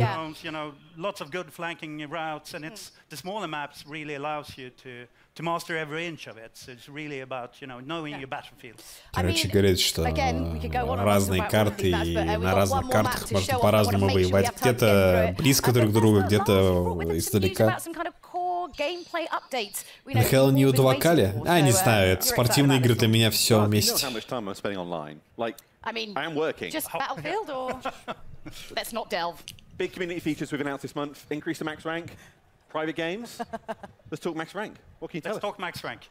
We do know, and it's been loudly made to us, our kind of awareness. Сколько времени займет получить максимальный ранг или что? Too quickly. So we've taken that to heart, and we've now taken the max rank from 50 to 500. Типа теперь 500 это будет максимальный ранг. Что бы это значило? So truly a journey for our players to go on, moving forward. And it's a grind train, but what are people getting if they're on it? Yeah, what are we getting? We're all in it. You know, we want the goodies. So to start with, already from rank 51. You will be granted company coins for every rank up. But then, с 51-го вы будете получать какие-то монеты. You will get one shiny new rank icon to show off your skills, and also a beautiful set of dog tags. So lots of ways of showing off your mastery on your journey towards, you know, that the world domination. Да, какое говно. So it's almost here. Так, официальный Twitch чат просто спамит копипасту. The other massive thing that we know players want. What we got? Yes. I mean, another one that's our lovely community have been vocal about, and previously. Я напоминаю, что трансляцию Death Stranding смотрело где-то 100 тысяч, короче. Когда трейлер они выпустили. Сейчас трансляцию EA смотрит 69 тысяч. Whether you want to capture or, you know, play with your friends. And Freeman, you can play with us. For sure. Thanks. You can sit with them. And obviously, you know, you love getting all that community feedback, so hit him up, Mr. Battlefield at AOL.com, and let him know. Well, just saying, yeah. That is the thing, though. Like, we're not finished when we're done, right? No, exactly. It's coming in, let's see, September, yeah. And at that time, I mean, какой-то, видимо, апдейт будет. Dive on it, set up your servers, play it. Свои сервера можно будет настроить. К этому времени игра не сдохнет, уже год с лишним с выхода.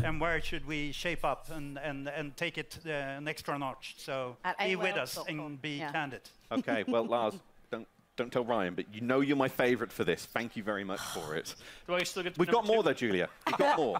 You're almost. Well, it's just going to get a bit weird and fighty up here in a minute. Well, as promised, we've got one more Battlefield map to show you. It's called Operation Underground. Еще одна Talk us through what we're about to see. Yes, let's have a look. Wow, Operation Underground, это метро. So Inge Göran, the original designer for Operation Metro. Operation Metro, да, оригинальный дизайнер. He wanted to do something that he just was truly invested in. So he kind of went down and he sat down and he came back with what was Operation Underground. Метро из третьей части. Третья часть это была последняя батла, которую я играл. You know how much this meant to the team. Yeah, I mean, I was there when we started to build the maps for Battlefield 3. And early on, it was kind of a brainstorm. I still remember it was tons of images on the wall. We challenged the team to, you know, where do you want to fight? Everything from subway to shopping mall to... Когда мы делали карту, просто брейнштормили, и все предлагали, где вы хотите поиграть, пофайтиться, постреляться. Там молы всякие были, и вот мы выбрали.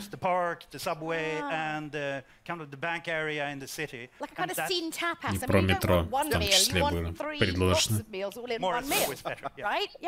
So you can see, when you see kind of it spinning behind us here, you can see the true inspiration, but what Inge Göran and the talented crew with him has done is to kind of take at heart the feedback from the original Metro and started to provide especially a lot of flanking routes. В общем, любители метро в третьей части вот для вас сделали специальную карту, похожую в Battlefield 5. I mean, I think as you look at it, like this is not Metro remastered. This is as the guys look at it. Да, это не метро ремастер, это новая карта, если что, чтобы вы не думали. Street level and narrow streets, and you go down into where you see in the video here where the subway cars are and into the sub basements, and you're going to find a whole bunch of different things and different ways to play and different styles. And I know the guys have a few surprises in there as well that I think the community is really going to enjoy when they get there. So when do we get it? Да, That's the big question for today. Я только в метро, по-моему, почти и играл. Трешки. Я не любил в батле вот техникой управлять, летать там или еще что-то. Управлять. Я просто любил бегать и стрелять. Мне было по кайфу в батле. Поэтому я в основном только в метро и играл. Sorry, those aren't the only surprises. This is the problem. We've got too much to get through. Just like stop talking. We've got so many surprises for you. О, так ведь много сюрпризов для вас. On Battlefield 5's Chapter 5. Here's a little look at what the team's been working on. И что-то еще сейчас покажет, над чем работает команда. Черный экран. Японский флаг я сейчас видел там.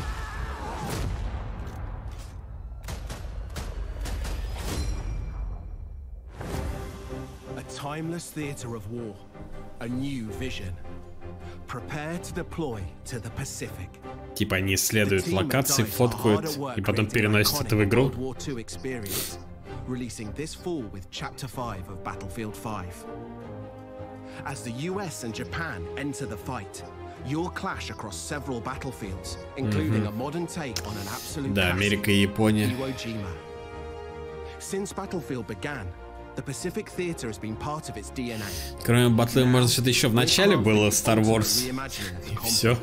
Дальше говно сплошное будет. Но оно вот уже идет, как бы, Apex, батла. We're bringing you the Pacific realized with today's capabilities and technology. Take part in the US invasions as their unstoppable forces charge inland toward unwavering Japanese defenses. Use new amphibious units to pummel the war-ridden shores. And an expanded arsenal to bring your squad to victory. Нет, никто им не запрещает это все показывать. Я уверен, что есть фан-база, там люди, которые ждут этого всего. То есть, кому что, но это же можно было разбавить чем-то интересным. Research trips, like let's find out more about that. Oh, let's set the net one in Tahiti. Yeah, no, sorry. It's hard work. I know it's amazing how many people are willing to make that extra effort to go to Hawaii in January in Stockholm. So it's quite impressive. We really appreciate the team putting in that work. Oh yeah, taking one for the. But obviously, I mean, this is the big new addition to Battlefield 5. So going back, new theater of war in the Pacific. I mean, this is this is a homecoming for Lars. I mean, not Iwo Jima itself, but the development of it. I remember my childhood. Они какие-то кустори травят свои шуточки, там, прибауточки. Вообще законно на выставку привозить игру, которая год назад вышла. Обычно я говорю, как это делается. Просто короткий ролик, там, секунд на 30, типа, вот тот-то, тот DLC выйдет. Законно, да. Ну, ты можешь что угодно привести, просто реакция будет соответствующая. And I think the great thing, I mean, we hear a lot from the community, and I know, you know, we have these discussions. You've got, where are my U.S. forces? Where's my Japanese army? Раньше EA еще какую-то индюшатину игру показывали там в стиле Unravel, да, того же чувака клубочка красного. We've got 2 other maps coming with that, so 3 maps coming with the initial package of the Pacific in Chapter 5. Some ones I think people are going to be really happy with what they're going to see, and I just say in some that, as you can hear from the ping in the trailer, some iconic weapons and things as well. Ой, я аж зевать начал. Настолько это ужасно. Они просто болтают. Они ведь даже ничего уже не показывают. В Апексе и то больше показывали всякого. Показывали какие-то концепты, как они там в демо-комнате что-то демонстрировали.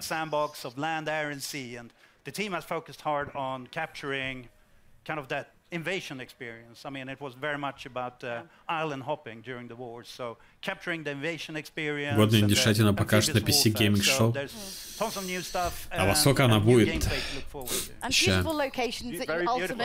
Обычно PC Gaming Show я скипал, потому что PC Gaming Show 8 вечера 10 будет. 3 часа длится, я так понимаю. Capable shoulders. Okay, on back of the balcony if they... Yeah, go on, get up there. Right, okay. Okay, we've got a load more multiplayer maps then coming in 2019. Все конфы будут стримить. Ну вот крупные, по крайней мере, точно собираюсь. Типа Microsoft, беседка, Ubisoft. О, следующий FIFA 20. Starting today, you can play Battlefield 5 Square in Enix. the EA and Origin Access Vault, and through EA Access on PlayStation 4 when it launches next month. То есть там-то не будет вот подобного говна. Там все-таки, наверное, на большей часть синглплеерные игры интересные будут. AMD зачем? Это же железочное. Это часть PC, по-моему, конференции.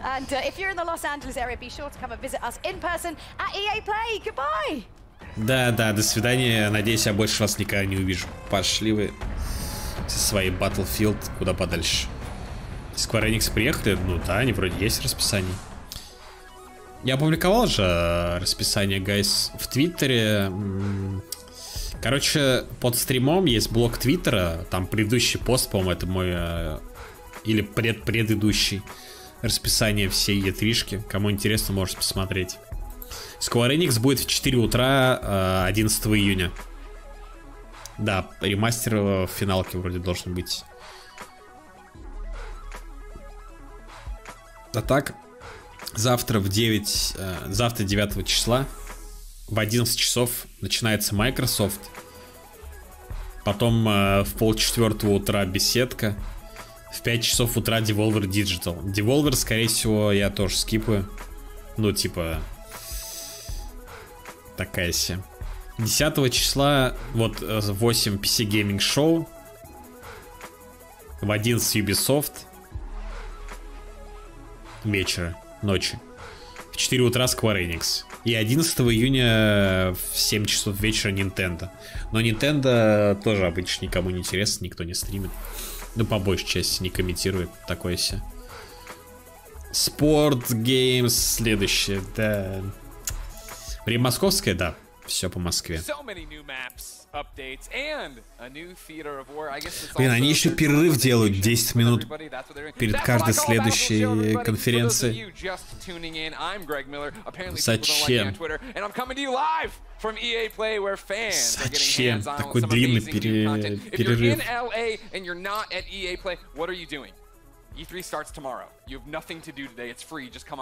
E3, говорит, вот, стартует завтра. То есть, технически это не E3, как бы. We're shifting gears to another dice game. This one from a long time ago in a galaxy far, far away. That's right, we're about to talk Star Wars Battlefront 2. And here to give us an exciting update from the Star Wars Battlefront team is Dennis Brandville. Dennis, how you doing? Hello there. Hello. Oh, they love you, Dennis. They love you. Hello. Here's what I Какой-то Денис. Give me the Battlefront journey from last EA play to here. You guys have learned a lot. Что про Battlefront? Пописите набрать еды, говнеца, это посмотрев конференцию EA. Пока гейминг получается в понедельник. Наверное, да. Типа, если по чистому смотреть. Да не, я говорю, все следующие конференции не должны быть такими говёными. У EA каждый год было херово. Но в этом году это просто карище. Вот Star Wars в начале, оказывается, было неплохо. Помимо самой игры, конечно. Что поделать? So, you've already announced some new stuff this week. What is it? Yeah, so yesterday we announced to the core community that we'll be delivering for this month. Capital Supremacy is coming to the planet of Naboo, the city of Theed. So Чуть, короче, анонсирует какой-то контент для Battlefront, я так понимаю. Battlefront кто-то играет. Battlefront же еще старше, чем пятая батла. So happy to finally have that one coming. And to combat that, for the Republic, we're introducing a new vehicle, the TX-130 tank, to finally bring the fight to the Separatist Alliance. Bring balance, right? Bring balance, for sure. You also announced some new skins. What are those? Yeah, so new appearances are coming. A couple of new battalions headlined by the General Skywalker appearance for Anakin, the famous outfit that he wore during the early days of Star Wars in the TV show. Когда-нибудь Бог нас покарает за то, что... Боженька. За то, что кто-то придумал сраные лутбоксы и скины. Когда-нибудь это произойдет. За такой ужас. Когда-нибудь это должно произойти. Кара за лутбоксы. Ну, либо во всех странах запретят. По крайней мере, в Европе. В некоторых странах уже, по-моему, законодательно запрещено. So we also announced that the next planet that we're going to, it's another Clone Wars planet. It's the alien planet of Felucia. And so we're bringing that to life in the Frostbite engine. It's going to look pretty fantastic. Чувак в футболке, который, наверное, лет 5 уже. Потасканный справа. And new ways to play the game, in particular if you want the epic Star Wars battles of Battlefront, but more tailored towards the PC experience. So Epic Game Store будет на PC Gaming Show? Может, 1000 новых эксклюзивов представят нам. Are you bringing any of the new trilogy stuff? Are we going anywhere? What's happening? Tell me. Just spoil it right here. EA Play 2019. So we consider Battlefront to be the greatest hits of Star Wars. Специально подогнали чуваков, которые будут стоять сзади, да?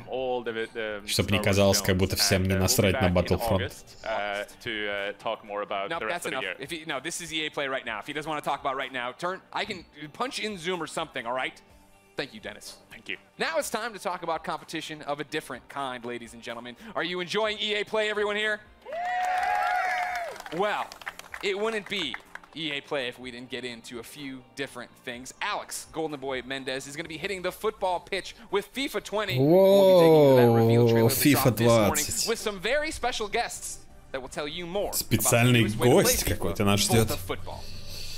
Футбол. Это сдутый мяч или что? Почему он какой-то странной формы? Или это просто так кажется? Кто-то играет в FIFA, гайс, из нашего чата? Из тех, кто на стриме. Сори, у меня что-то нос. Прошу прощения. Рандомного популярного футболиста? Да и какой-нибудь блогер, наверное, опять сраного с Ютуба. Не играл лет 15, но я вот тоже, наверное, где-то так примерно. Последний раз лет в 14. В прошлом году же они, помните, каких-то блогеров... Блин, в прошлом году ведь они показывали Need for Speed, кажется, новый, да? Оказывается, в прошлом году было не так плохо-то. Я помню, они пригласили кучу блогеров, инфлюенсеров вот этих, которые презентовали тот же Need for Speed и FIFA. А тут... То есть это в прошлом году тоже никому не понравилось, но, окажется, может сделать еще хуже, гайс. Еще скучнее и неинтереснее. Они показывали больше одной игры, которая в разработке. Да, еще к тому же. А тут, по сути, только Star Wars. Ну, Madden и FIFA я не считаю игры, которые в разработке. Они ничем не отличаются из года в год. Разве что обложки, наверное. Sims 4, сука. Может, там представят какой-нибудь порно-мод для Sims 4? Нет? Что интересного может быть для Sims 4? И так есть порно-моды, но официальные. Естественно, имеется в виду. Warning contain flashing images. Эпилепсики осторожно. Вас предупредили, если что. Мигающие изображения могут быть.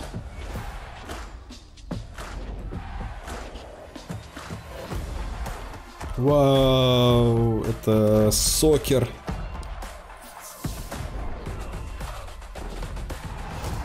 Чем это стрит-футбол? Да, Волта это, видимо, и есть. From the Volta pitch here at EA Play. Now, I had a blast actually hosting a FIFA Ultimate Team Champions Cup a few weeks back, but that was FIFA 19. And today we're here to talk about FIFA 20. Now, if you caught the brand new trailer that dropped this morning, you already know that Volta Football is a new way to play, returning football to the street. FIFA to the streets. You like that? All right, типа FIFA на улицах. Стрит-футбол. Уличный футбол. О-хо-хо, что у тебя с головой, женщина?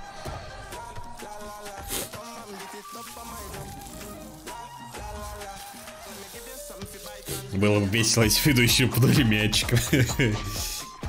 Но он не заслужил, конечно, такого, да. Он-то ни при чем. Это же ей делает такие игры. О, это вот та женщина.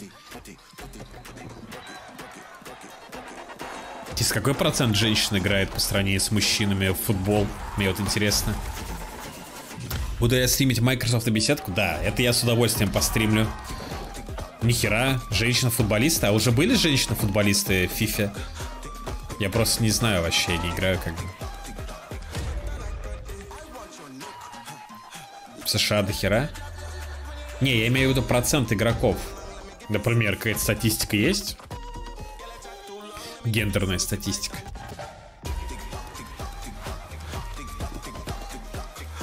Буду, наверное, гайс, все стримить, кроме конф. Ну, то есть я не уверен. Кроме конференции Devolver, я не знаю, там как по состоянию, по желанию. Я не уверен насчет PC Gaming Show тоже. И Nintendo. А остальное все, естественно, буду стримить. Ну, надеюсь, по крайней мере. Продюсер, короче, идет. Нет, это не продюсер.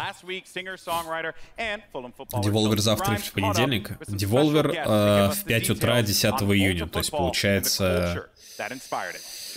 Это будет понедельник уже.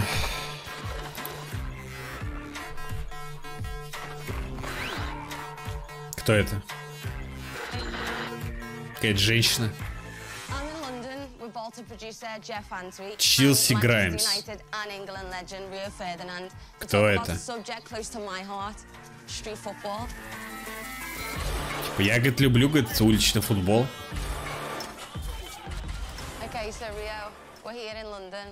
Мы в Лондоне.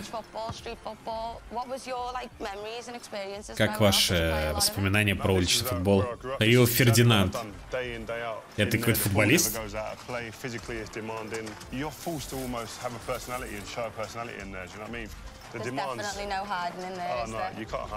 С Манчестера? Понятно. На пенсии? Известно в прошлом. Окей.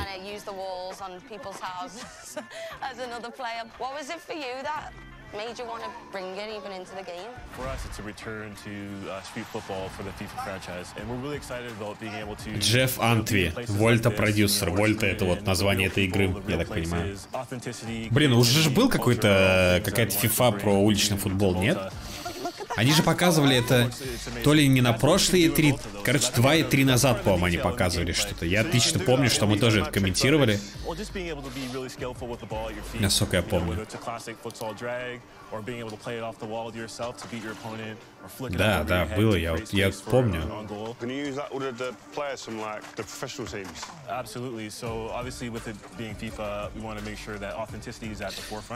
Вы, может быть, игру будете показывать? Это все клево, то, что вам футболисты рассказывают cool story, но вы делаете документальную игру про футболистов, может быть, не футбольную игру? Я не понимаю чего-то. Или вы делаете игру приключения, так сказать, про текст? Это драма, может, какая-то?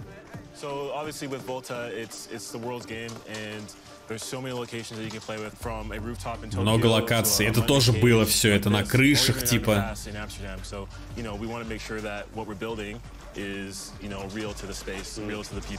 Мы хотим сделать игру реалистичной.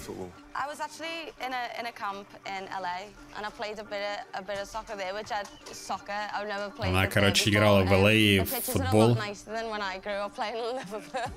Что-то она маленького роста, я не знаю, она... Сколько у нее, полторашка? Или это просто эти челики высокие очень? Но они же не баскетболисты. Crazy, man. And amongst that was just like a pitch in the middle of it in a cage. A bit like here, but it's just different setting. Right. What type of football were you playing? We played whoever was there. So you just play with the numbers you've got. Он спросил, в какой тип футбола вы играли? Он говорит, мы просто играли, независимо от того, сколько у нас было игроков. 3 на 3, 4 на 4, 5 на 5. In a cage like this or playing futsal, you know, with more authentic rules. I think Volta does a really good job of representing the diversity of the game, not only the people, but also in the game style. You can treat the wall like your teammate. Да у меня самого просто рост тоже полторашка, я поэтому такой, типа, задаюсь вопросом, я хотел тоже стать профессиональным игроком в футбол. Каковы мои перспективы? Что, у меня мысли, чтобы быть баскетболистами из-за их роста всего лишь? Проигравшим пробивали пенку по жопе. Пинок по жопе, да. Если что, они в Лондоне сейчас типа находятся. Вроде как.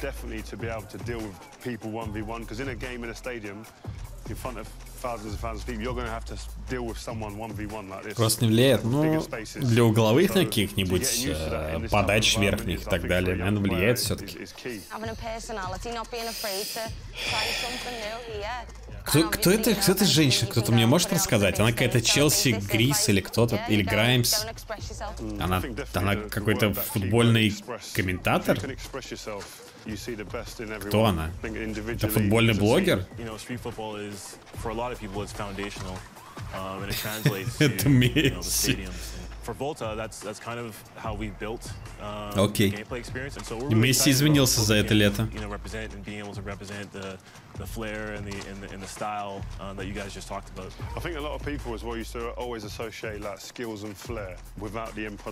Мне кажется, это о многом значит, что... То есть они презентуют новую игру и презентуют ее как диалоги между какими-то футболистами. О, хочу, говорит, знать, можете ли вы создавать женских персонажей? Да? И они могут играть между собой?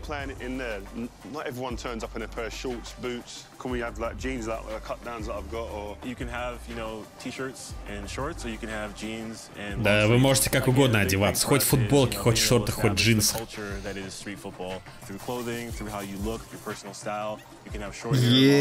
Скины, может, заведете?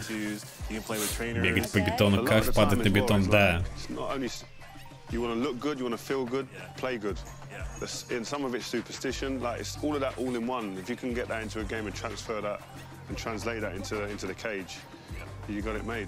вы все можете это перенести как бы в клетку, в которой они играют.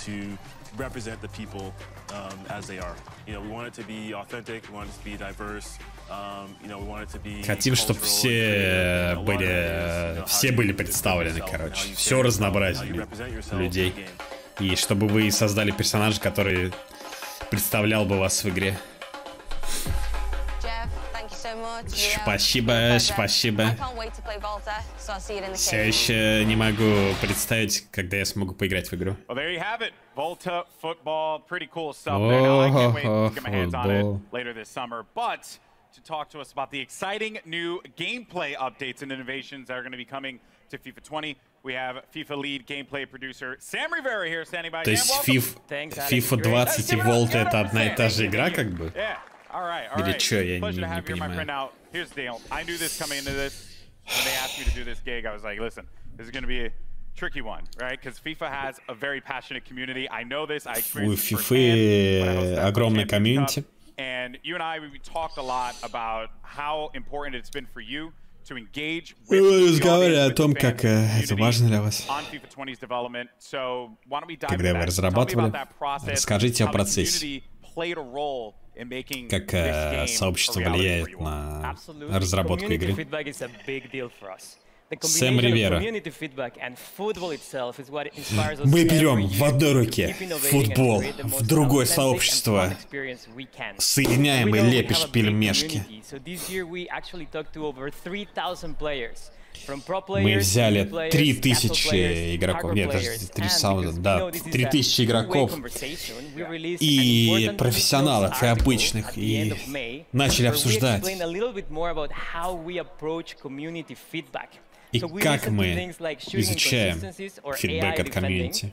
And this feedback, together with our drive to create a more authentic football experience, мы создаем аутентичный футбольный экспириенс. И это футбольный интеллект. В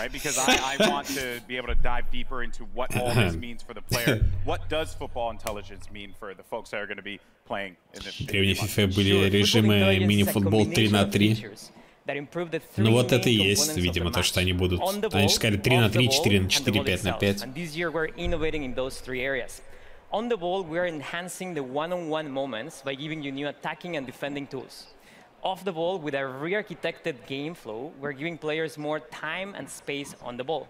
And for the ball itself, ну, короче, рассказывают про геймплей, что они переделывают систему взаимодействия с мячом, я так понимаю. I'm assuming you're talking about computer control players there. And this is a big topic within the community. I know. How those players interact with you when you're playing the game. So, yeah, I mean, what is off the ball? What does that mean for off the ball? Yeah, so off the ball, if there's something that is really going to change how the game plays, is the re-architected game flow. This new game flow was designed to give more time and space to the dribbler and create more one-on-ones. A one-on-one is one of the most interesting parts of football to watch or to play if you actually play the sport. And in FIFA, it's going to be the time where user skill is going to make a difference. And while we're creating more one-on-ones, we're also encouraging more user-control defending, and we are reducing the amount of AI defensive support that you get from your teammates.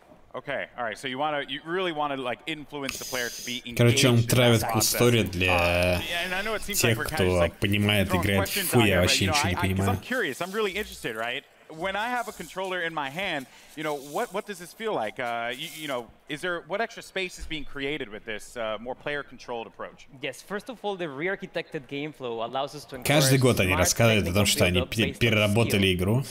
Каждый год. Что что-то новое. А сколько раз я видел на тех же стримах эту игру, и она всегда выглядит одинаковой, по-моему. Чем ей делать что-то кроме FIFA, чтобы заработать еще больше денег? Каждый год.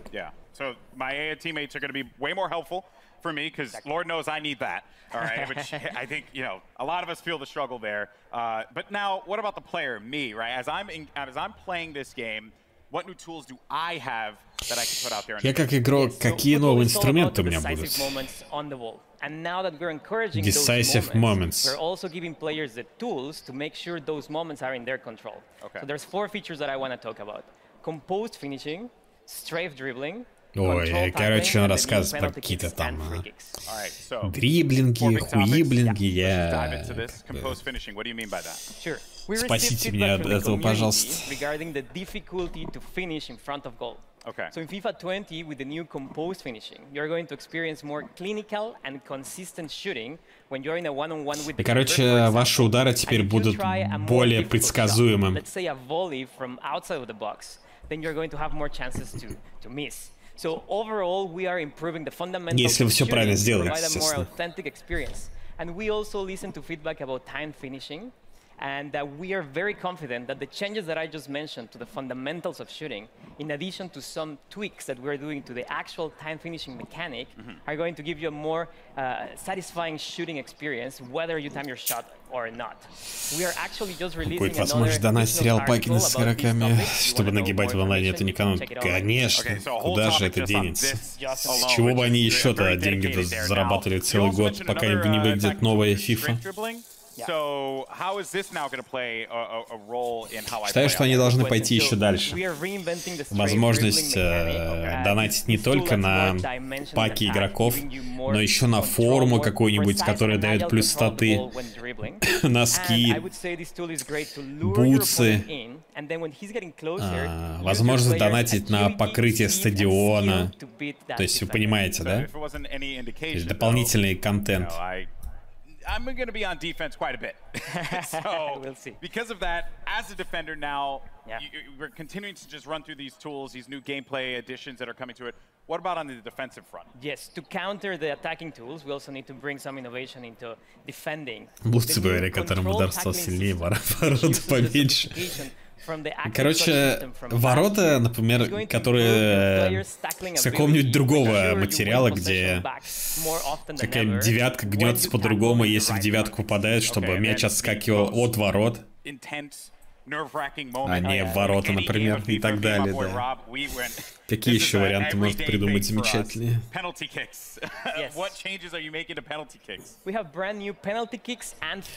Вау, новые пенальти. И они полностью другие. И это теперь будет еще больше зависеть от вашего скилла. And for example, in free kicks, you're going to have full control of the spin that you вас apply будет to the ball, and that's going to create полный контроль. So you can do side spin, top spin, Какие же ублюдские все эти еще, все одинаковые зрители в белых футболках. Задонатить до каких ворот. Да, если ты какой-нибудь шейх из Эмиратов, например, или из Дубая. And you swing your right stick, and then you see the trajectory being created, and that's the cool part. Что на официальной трансляции, кстати? О, уже 57К. Еще меньше зрителей.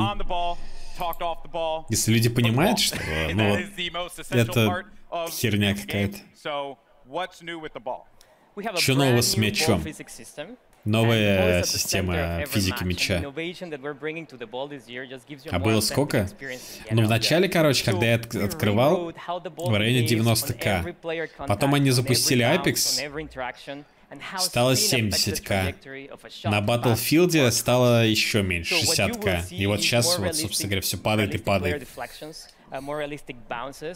Идешь Overwatch от Ninja Theory, да говно полное. Зачем тебе еще одна сессионка? Тем более индюшачья сессионка. So the entire FIFA experience feels fresh because of this new ball physics system. Тебе мало, что ли, мультиплеерных шутеров, Ника? Не, я уже перестал переводить, потому что это неинтересно. Floor is yours. Anything else you want to say to this community? Yes, so the features that I just talked about are very important, but there are many other changes that we're doing in FIFA 20, and a lot of them are based on community feedback.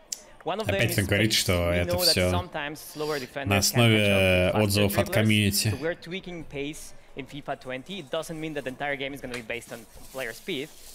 But it just means that player physical attributes are going to be. Но это не значит, что вся физика будет зависеть от отзывов игроков, которые мы получили в прошлом. For those players that have mastered the skill moves, we're obviously tuning some of them. Let's say La Croqueta, we're adding new ones. Or if you like to chain multiple skill moves in a row, then you will get a more realistic outcome. We're working on those. So you're telling me that Tex can't like bust out like 3 elasticals at the same time? We'll see, but you will see new behaviors there. Text will still find a way.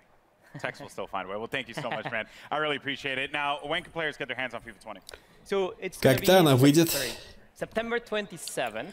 Okay. And Сентября 27-го выйдет новая FIFA. Hands-on on September 19th.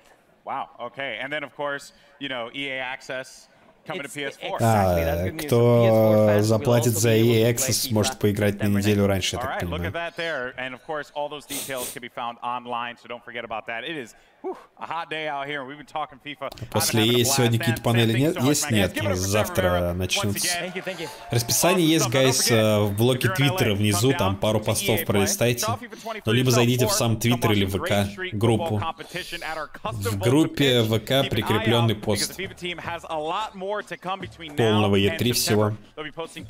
По Москве там все указано. Уже откладываешь на паке? Найс, найс, найс. Типа в начале августа что?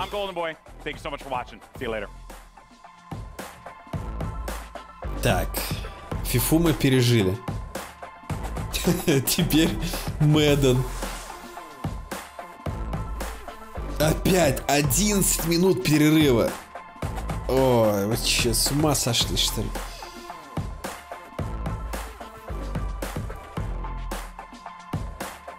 Мэддена мы не переживем. Да как же не переживем? Будем представлять, что это гачи бои какие-то. Бои за бой качалки. Где они там борются за мяч. Будет аналитика НФЛ, конечно же, профессиональная. Куда же без этого? Professional Analytics from very good streamer who knows what he needs from this conference. Thank you very much for coming, guys. We start shortly after 10 minutes break. 11 минут анекдотов, бля. Я уже представил мод, короче, для Sims, где можно будет устраивать стендап-шоу. Жду ли я NHL 20? Мне сказали, что NHL это у 2K. Типа не у EA вроде как. Я думал, что NHL это всегда EA тоже. Блин, NFS бы показали новые, реально, вот разбавили бы, да, между спортивными играми помойными. Но вынужден признать, что FIFA была интереснее, чем Battlefield и Apex. Серьезно. Не знаю, я бы такое никогда бы не сказал, но это пиздец полный. Fortnite. FIFA 20, and in a moment, Golden Boy will be talking with Daily Show host and superfan Trevor Noah about the exciting things we just saw. We like Fortnite. Do you think it's weird that Golden Boy gets to talk to Trevor Noah and not me? How are you? Hey, well, you know what? Кто ты вообще? Пошел, говорит, вон отсюда. Свали. We've got a very special message about EA's У нас специальное сообщение от EA Play. Hey everyone, if you're watching this video, chances are you've likely seen or even personally experienced harassment when playing online games. Когда вы, если вы смотрите видео, вы сталкивались с харассментом в видеоиграх. We need to change that. У нас 50% сталкиваются с этим, и мы должны это заменить. Игры это для всех. EA задонатит 1 миллион. EA задонатит мне 1 миллион? Я сталкивался с харассментом каждый день. Где мой миллион? Меня булят постоянно и харассят на стримах и в играх. Все, я надеюсь, что я могу получить часть этого миллиона. Так, куда зайти? EA.com Play to Give. Хорошо, я уже иду на этот сайт. EA.com Play to Give. Так.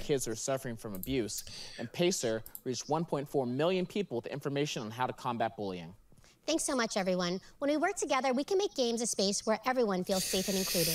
Ну, она говорит, что давайте сделаем игры, где мы все можем просто наслаждаться. Что я могу сказать по поводу ее спича? Если тебя кто-то оскорбляет или харассит, это плохо. Но никто тебе не мешает просто закрыть то, где ты себя плохо чувствуешь. Но давайте быть добрее, да. Но миллион донатить я не буду. Если мне сдонатят, я... Да. Спасибо большое. Кто это? Про что это он рассказывает? Это про Мэдден?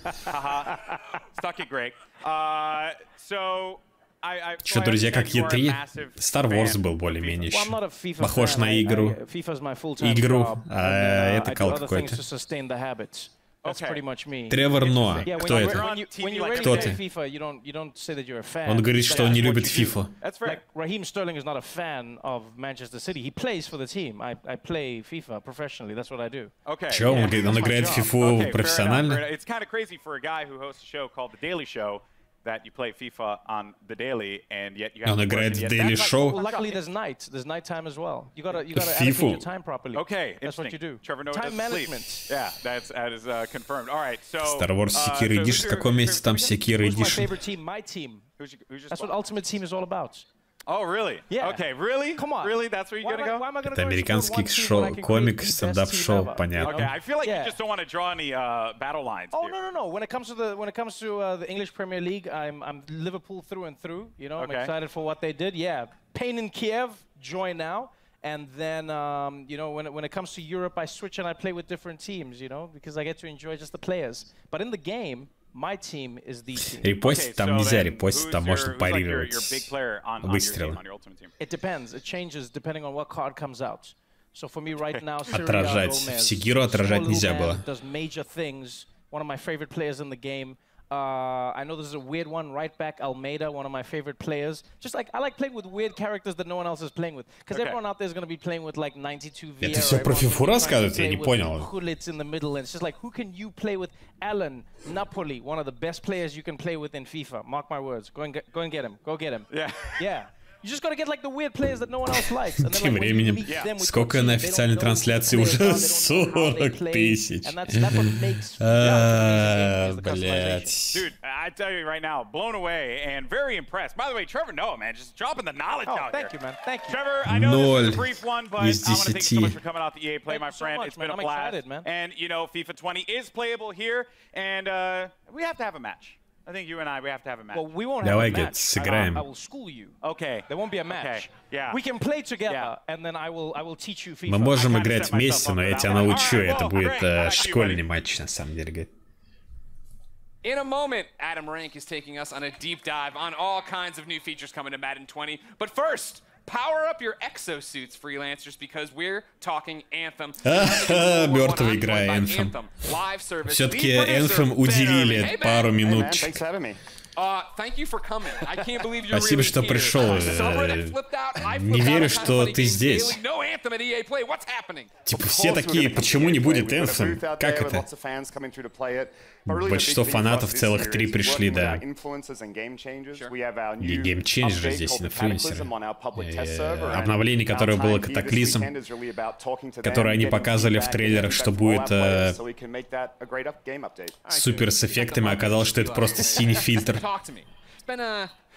Interesting 4 months for Anthem. It's been an interesting 4 months. What have you guys Интересный был месяц, говорит, у вас. Что вы выучили там? Было тяжело, да. 4 месяца. Мы слушали отзывы игроков. Мы потратили время, чтобы тестовый сервак настроить. И мы хотели добавить обновление.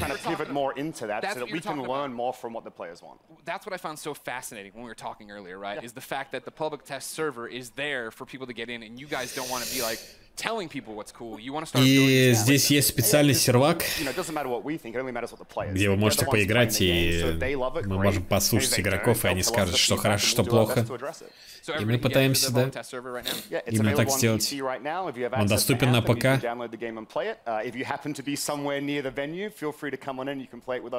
Если вы где-то рядом с этой локацией, можете прийти, поиграть. So from there, what is the future of Anthem? And Is there a future of Anthem? That's a question I see a lot. Yes, there's a future for Anthem. A very bright Есть ли будущее у Anthem? Да, конечно, есть будущее. Много игроков ушло, да, но мы пытаемся сделать игру лучше. Нам еще много работать, и мы пытаемся построить ее вместе с сообществом. Спасибо, Бен, иди работать. Хотел обняться. ЛГБТ месяц, кстати, Pride Month на Твиче, между прочим. А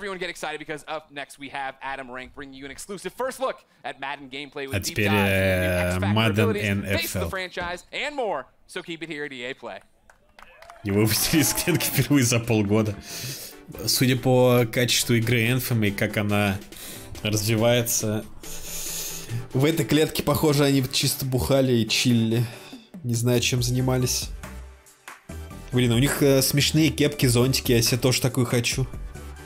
Чтоб стримить в ней сидеть. Правда, не знаю зачем, но хочу. Зачем-то, чтобы у меня такая была.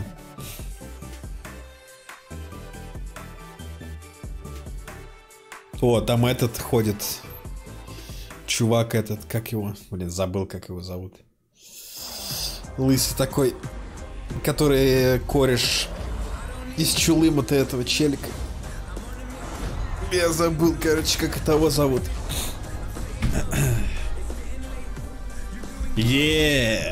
Мужицкая игра. Наконец-то. Здорово. Всем похер.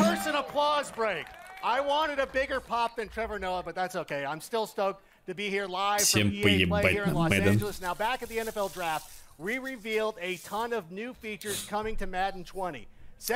Много новых фич. We've heard those results, and they were overwhelmingly clear. You guys want rank in the game. I'm in the game. Хотите ранкет в игре? Мы покажем вам геймплей, настоящий геймплей. Первое представление.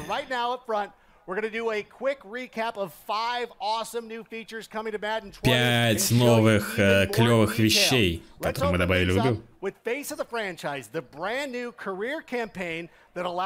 Новая карьера компании. И это круто. Клевая фича, да? Вы сможете создать кого-то там, не знаю кого, и соревноваться с футбольными игроками.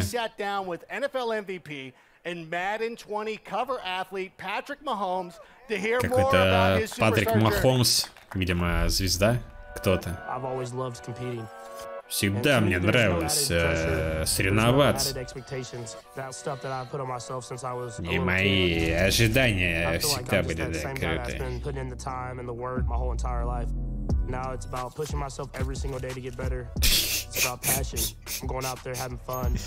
Бля. Cool story, Боб. Cool story, Боб. Это типа он так в игре выглядит? Я чё?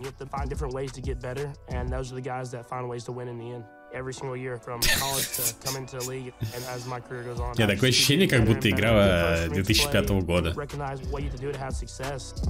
А чё у него пуз такой, я не понял. Бицуху показал, а пуз на месте.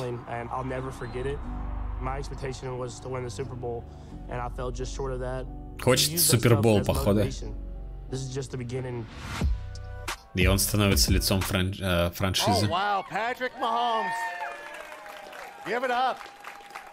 Патрик Махомс, вау.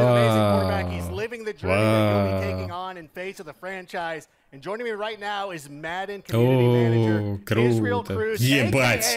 Он с зонтиком. Слышь, это мой зонтик.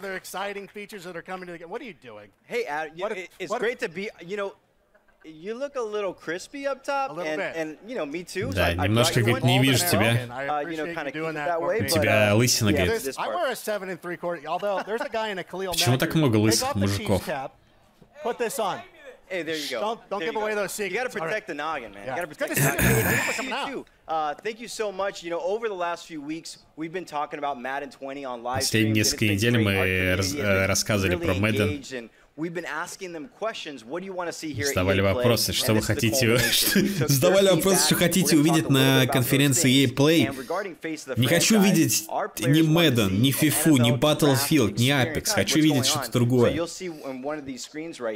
What's really great is you're going into the NFL draft sequence right here. You're in the green room. You know, your player's a little bit nervous, representing the Texas Longhorns. Ну и говно графин, конечно. And hasn't finished that cheeseburger right there. So там чизбургер есть.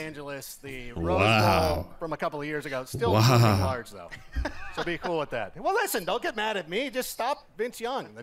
Хватит так злиться на меня. Что-то там. Что-то про Винса Зампелло, походу, вспомнил. You're now in franchise mode and all that stuff. And I hear the Pro Bowl is coming back too. What else should Madden fans know? Похоже, вернется какой-то Pro Bowl или что-то типа того.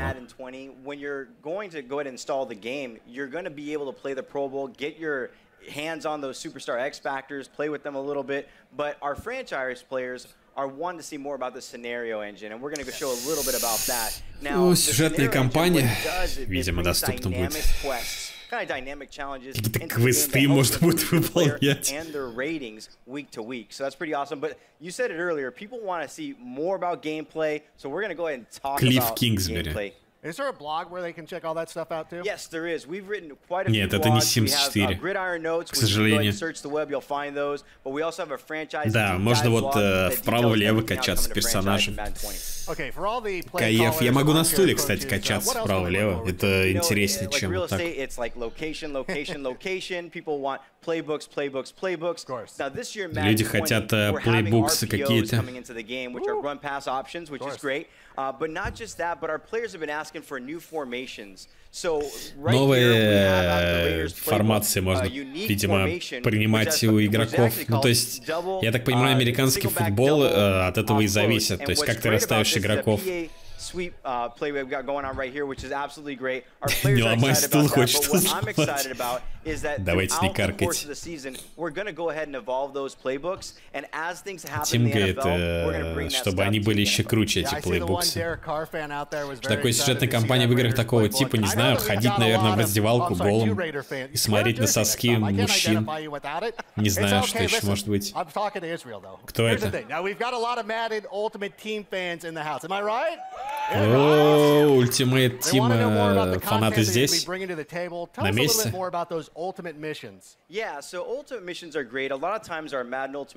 Почему они один глаз закрывают?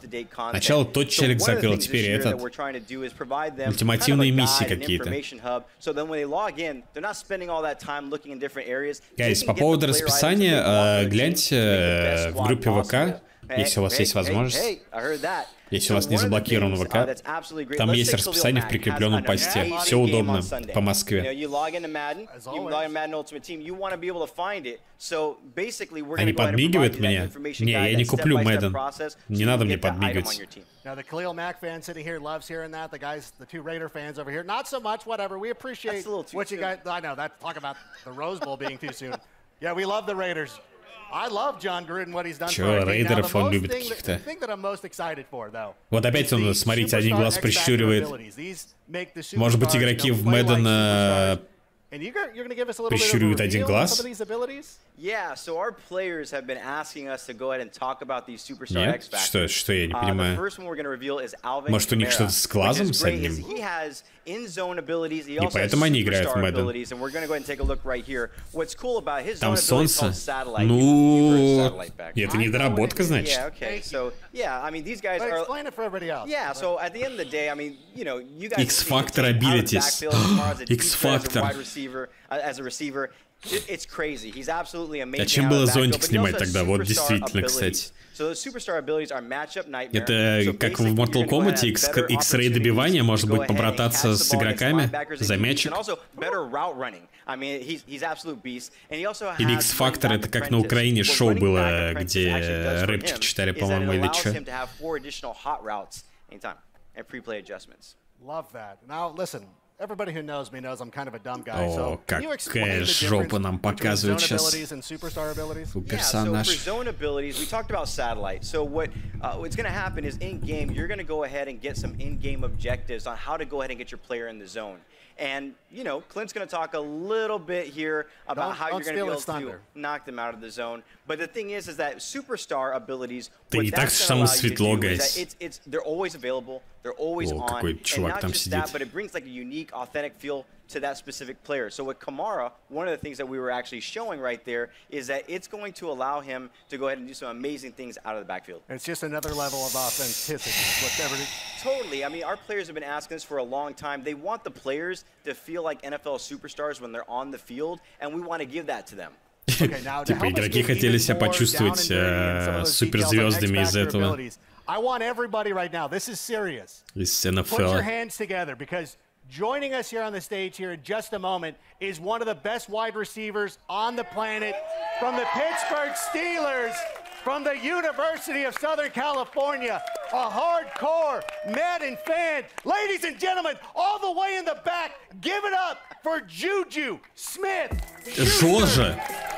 На сцене сейчас будет Жожа. Бля, я не знаю, это какой чувак, короче. Кто это, блядь? Кто это? Juju. Кто это? Ну, это какой-то, видимо, игрок популярный или что? Или что? Ну, здесь клево. Питтсбург в стиле VR.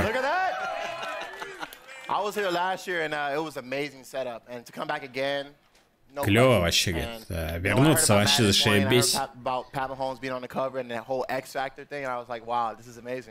Клево все делаете, освещаете. Один из лучших игроков лиги. Как процесс проходит.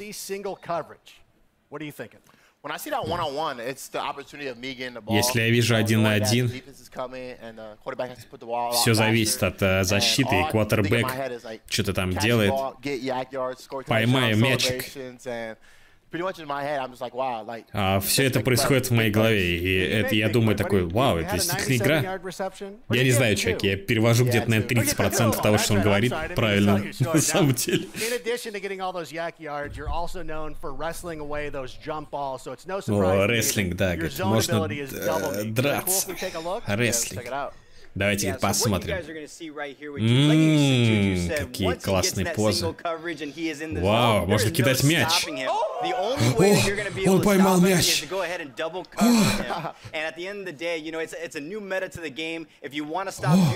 You got to double cover him. Well, first of all, you can't stop him. Let's just put that out there right now. What did you think? Do you think we nailed it? What do you think? That's awesome. That's crazy. О, это было клево, да, вообще. Он жвачку, что ли, жрет? Я не понимаю. Не могу ведь дождаться. Когда я смогу сам просто поиграть? Чё, говорит? Готов поиграть? Сильно ли ты? Exciting. Well, you know, I think a lot of people that are here are going to get a chance to go ahead and check out our closed open. Короче, те, кто здесь, вы можете поиграть в закрытую бету. It's going to be happening on June 14th to the 16th. But I believe over at the Madden Июня, booth, we're giving out 14 июня по 17, you guys may have seen it. So if you haven't checked it out, go over to the booth.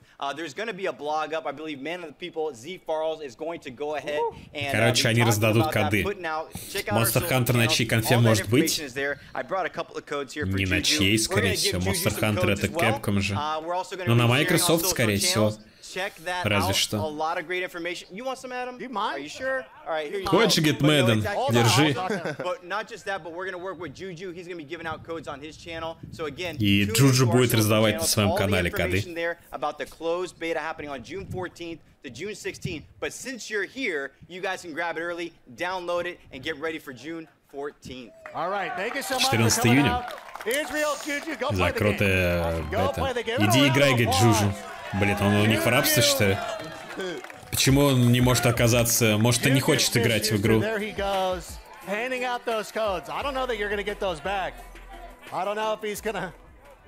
All right, well, Juju's going to go get a taste of what Madden 20 is all about, but don't go anywhere, guys, because we've got even more Madden 20 gameplay to show you right now. Геймплей, который мы вам покажем. Our senior gameplay designer, Clint Oldenburg. Put it together, everybody. Добро пожаловать, геймдизайнер какой-то Клинт Олденберг или кто?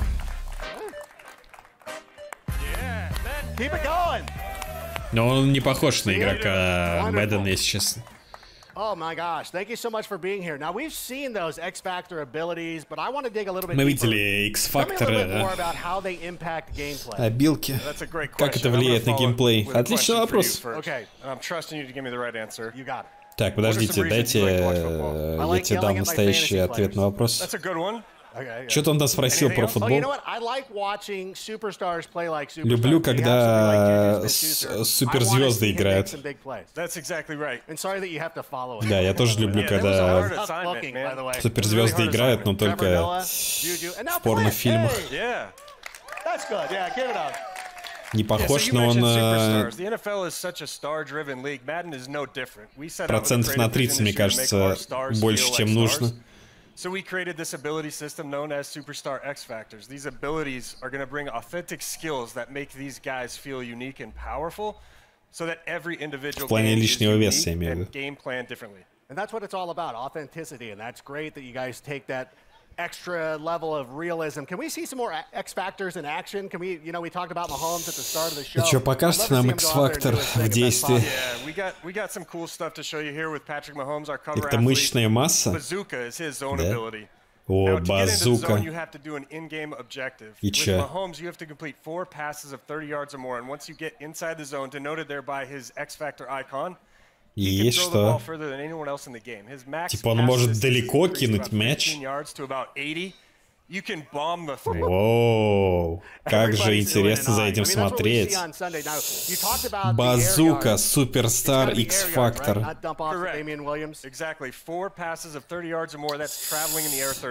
А небось, этого суперзвезду еще хер получишь в игре. Либо нужно фармить, либо опять за миллион денег можно купить. Да, это эксклюзивный навык.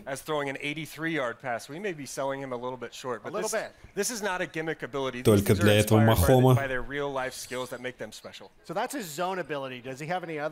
Yes, he also has superstar abilities. As an X Factor, one of our better X Factors, he has a zone ability and then superstar. Причем, чтобы их получить, видите, нужно выполнить 30 ярдов. Короче, получить пассов на 30 ярдов, которые были. Я так понимаю, или что? I mean, that's what he does.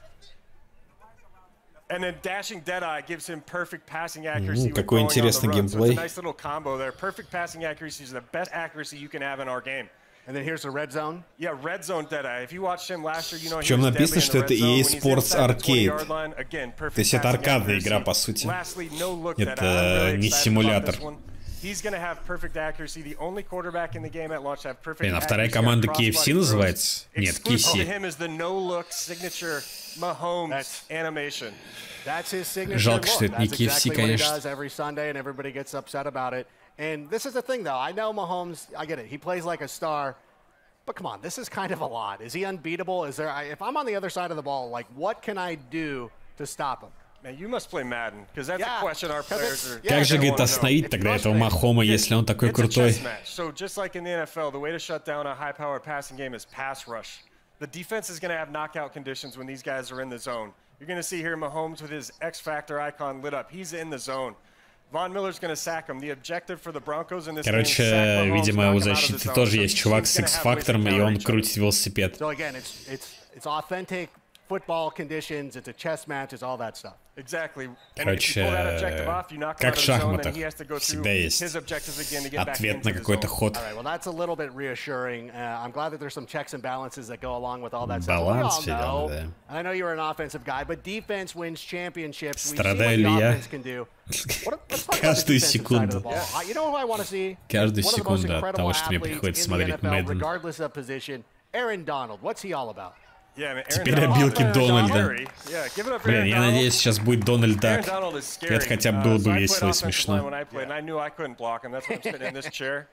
So he's reflected pretty well. He's got his own ability called Fearmonger. Okay. Суперстар X-фактора. Fearmonger. Что это такое? Even when he's engaged in a block. Typically, those penalties only occur when you're free rush, unblocked to the quarterback. He does free rush. Типа он может вперед бежать и ничего. He's in the video. There was the pressure penalty applied to the quarterback. Right. Чего? In addition to that, he has pass rush elite. That's a superstar ability that gives him quicker, faster pass rush shed moves as a pass rusher. And then under pressure makes those penalties he's applying to the throw power and throw accuracy of the quarterback more punitive. So he's quite a disruptive pass rusher. Because that's one of the things too. It's not necessarily сколько на официальной трансляции уже 33 тысячи, между прочим. Какая же хуета.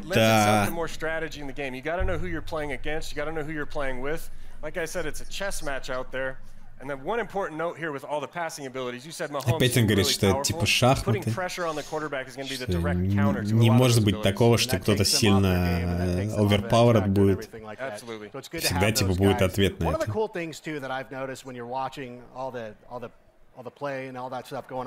Is that you've worked really hard to bring these guys' unique abilities to life and put their personalities out there. Очень сильно работали, чтобы сделать всех уникальными. So what are some of the examples of these custom animations we're checking out? И у вас были анимации специальные. Ты, конечно, любишь эти из последних сил. Я тоже уже. Просто типа Sims посмотреть, что даже там. И все. Quick release, Drew Brees, you know, he's always fidgeting if you're a Saints fan, and it extends beyond quarterbacks. Everyone knows Zeke Elliott's feed me, getting the team in the zone. These animations, you know, celebrations, throw styles, it's to connect with your favorite players, connect with your superstars on the field. Well, you saw it, like right when we saw the thing with Ezekiel Elliott, somebody who's a Cowboys fan or just likes watching him play. Надеюсь, мне после просмотра всей этой конфы выдадут медаль хотя бы, хоть какую-то, или грамоту. Я, наверное, один из 5 людей, которые тоже смотрели полностью всю конфу. Окажусь. Или хотя бы бесплатный доступ ко всей библиотеке игр EA. Я ни за что не скачаю ни Madden, ни FIFA, ни Battlefield, ни Apex. Хотя Apex и так бесплатный. New scramble mechanic or pull down mechanic. What this does is give you the ability on a passing play to pull down the passing icons with a button press, become a ball carrier, full access to all the spin moves, jukes, ball carrier moves, and then you can bring back your icons again with the same button press and throw it at any time. Makes any quarterback a dual threat, brings some skill. Я сейчас подумал, что они картошку кидают большую просто. Почему в Беларуси не сделают свою игру, в которой можно будет кидать картошку и точно так же бегать по полю? Пирожное.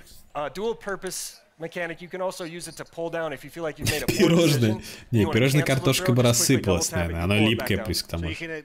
Оно не подходит.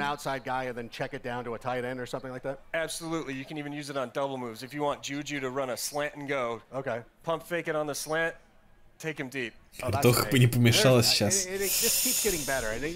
Я перед стримом поел картошки с тушеной капустой. College coaches come in and they've brought in their offenses, and most recently Cliff Kingsbury ты в нее спрятался, bringing in his high-powered offense. Kyler Murray, you know, not a prototypical quarterback. He's shorter. Но у нас это же вообще не популярно, типа Мэдден. Про него знает, наверное, 3%, наверное, всего людей. К тому же правила еще эти. Американский футбол. 13-14 times, right? So this is a concept taking the entire football world by storm. We actually have 3 different types of RPOs in our game. We have alerts, peaks, and reads. I'm going to break those down really quick for our players. Да, наверное, если играть. That's a very basic pre-snap read. You're calling a running play, and you're going to look at what the defense is aligned in. То же самое было бы, ну типа, чем это отличается? Опять же, непонятные правила, что вообще? Branch out of that handoff at any time just by hitting the receiver icon and throw it if he's open. So that's a really cool way to be creative on offense. And then there's 2 other types. The peak, more similar to a read option. You're reading a single defender on defense, looking at his behavior after the snap. If he bites on run, you can pull it out, throw to your receiver. And if he sits back on pass, you just hold the button down, hand it off to the running back, gain yards on the ground. Lastly, the read. This is more like the traditional triple option play. Аниме по бейсболу смотрел? Там биту в жопу не засовывали никому? We actually have over 200 RPO plays in our playbooks this year. 220. That's a lot. That is very impressive. 220 новых анимаций или что там? Новых мувов. Oh yeah, you're gonna see if there's any Eagles fans in here, you're gonna see something cool here in a minute. Аниме по фигурному катанию? Его же по Твичу, по-моему, показывали. So we were able to put in a lot of these cool concepts you're seeing in the NFL right now. Philly Special is in the game. По фигурное катание. Как там называется? Какой дебил подумал, что представлять новую спортивную игру на E3 хорошая идея. Доброе утро, гайс. У EA уже, я не знаю, сколько лет, с самого начала E3, они показывают свои вонючие спортивные игры. Да, Юрий на льду. Как-то так оно называется. На Твиче же был марафон. For this game, and we've dropped a lot of awesome info here about Madden 20 here at EA. На английском, правда, That's what I say естественно. once again. I'm Adam Rank. If you want even more Madden 20 news, you can tune in to the Madden channel right after this. But before we finish up, though, I've got one last treat for you. Player ratings. They're one of the trickiest things to get right in Madden. Well, in addition to being a game designer, Clint uses his background as a former Неужели ему в NFL ухо там player нигде не to help сказали, make что sure хватит that щурить those глаз? ratings are accurate, and our friends over Ты at задолбал, ESPN типа. have helped to put together a little video to get us the scoop on the best Предыдущие же job ведущие in не the щурили world, глаз. the Madden Ratings Adjuster. Let's roll it. This is good. Че? Какой-то рейтинг что там рассказал до этого.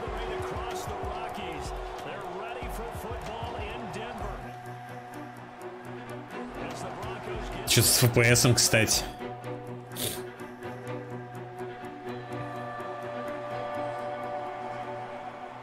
Рейтинг Performance Adjuster, что? Чё? Кто это? Ну, это, видимо, игроки. Типа их рейтинги 91. We're trying to make our game match what these players are doing in real life. I would like Saquon Barkley's jump to be accurately rated. It should be like 93, 94. And if they think that we have it wrong, they're going to let us know about it. My catch rating got to go up a little bit. I can't be dropping picks on Madden.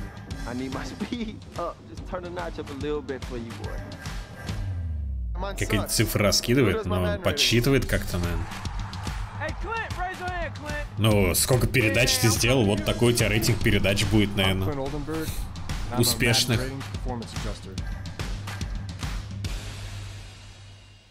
Вау. Уже предзаказываю. Иду, беру билет, короче, в LA, чтобы поиграть. Madden fans have a lot to be excited about. And now, I can't wait for our final show of the day. It's more epic than Star Wars, more extreme than Battlefield, Это еще эпичнее, чем Star Wars. Madden, FIFA, Apex Legends combined. That's right. Sims. I'm talking about the Sims. But before we talk Simlish, the Apex Legends Watson review Опять Apex. inspired me to come up with some legend ideas of my Как own. ты So I'm now заебал. joined by Apex Legend game designer Griffin Dean has agreed to hear my Опять про скины будешь рассказывать. So in a lot of ways, it has to do with the way that they interact in the ecosystem of characters and a lot of sort of creating interesting interactions and choices for players. So a lot of it has to do with sort of the way that the legends work together as a unit rather than them Рассказывает про легенд, про героев, которые работают вместе, как бы. But I can work on the fly. Let me first off tell you about the Grabbler. The Grabbler? Grabbler He какой-то. likes to take things. He takes things. Okay. So he could be taking people's ammunition. Okay. He could take that, you know, you put your pings up, he could take away pings. Okay. Is Ты he a можешь kidnapper, взять you might ask? He's not патроны. above it. He doesn't define himself as a kidnapper, but he's not above it. So I like the name. It seems like you could do a thing where like teammates' items just appear in his inventory as his passive, and he's like, I don't know where these came from. Like, it just kind of it writes itself. I mean, It does right there, yeah, right? it's, I was thinking about with this taller Gibraltar. Taller Gibraltar. Okay. Gibraltar. Че это? Они придумают название типа кабилкам или что? But not enough where you're like freaked out. I don't know if the level can support Ой, бля. I thought you called yourself a video game developer. You know, Шкальники сзади на фоне шарятся. What about Portillo? Portillo, what is he's my wiener dog. Школьники мамок притащили на конфу. No one ever has a problem with Portillo. Okay, you know, that's thematically I could see that working. And then, what about Dwayne The Rock Johnson, huh? I mean, we don't, no explanation needed. Yeah, no, that's, yeah, you just, I feel like there'd be a lot of wrestling involved.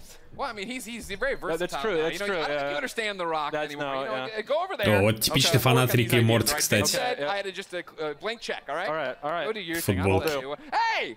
If it isn't Golden Boy himself, how you doing? You killing it? I haven't gotten to see you today. I know a little bit about Dwayne The Rock Johnson. Yeah, I know. Titan Games, NBC, whatever. Как же там жарко, походу. Big deal. Just throwing it out there. All those ideas, by the way, were freaking awful. Он всех преследует. Except for Portillo. Portillo's a winner. Он опять смотрит в камеру. Yeah. No, everything else is you're getting buried, but Portillo always over. Alex, what was it like talking to Trevor Noah? Hey, Trevor Noah is awesome. Did not expect him to be as hardcore of a FIFA fan as he was. I said on Twitter, he schooled me like straight up. I respect that. You know. Yeah. I like going toe to toe with a fellow wordsmith on the stage. You know. All right, fine. Ladies and gentlemen, what did you think of Trevor Noah? Let us know. Сори, я отвлекся. We are not done yet. Everybody get excited. Мы еще не закончили. Мы закончим нашу конференцию. И что будет нового в Sims 4? Новый пак для Симса. 26 секунд. Рик и Морти не так плохо. Не знаю, что мне не хочется даже смотреть. Пожалуйста, на скучной конференции по ссылке. Я считаю, что EA своей конференции оказали на меня буллинг и харассмент, и тот миллион, который они задонатили, точно должен быть перенаправлен мне. Crude Humor Sexual Teams. Это порно-мод для Симса. Наконец-то. Нет, это не порно-мод.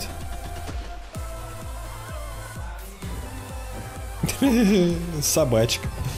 Они утопили собачку. Oh, you guys are great.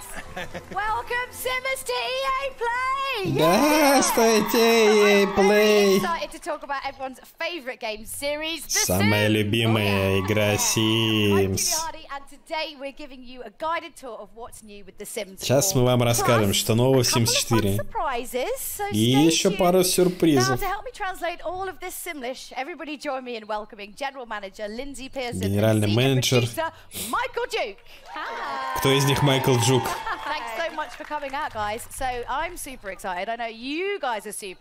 Я очень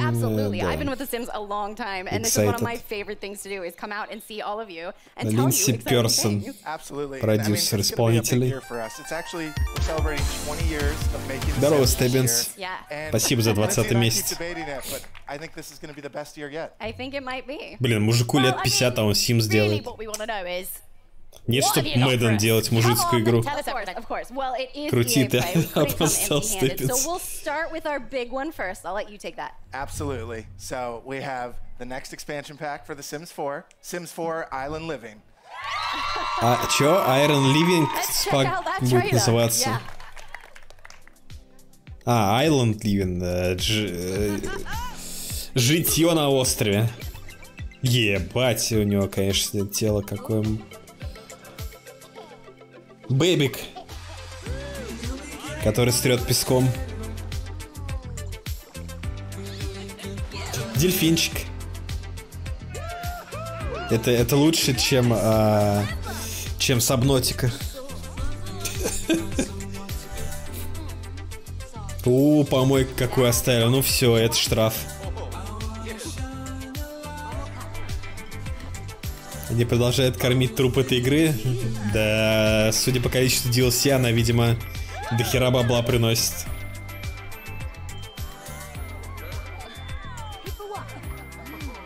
Так, ну, я ничего нового здесь не вижу, кроме острова, типа.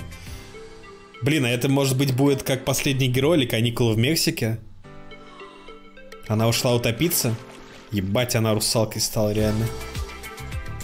Житье на острове. В июле 16-го на консолях. ПК сосать, типа.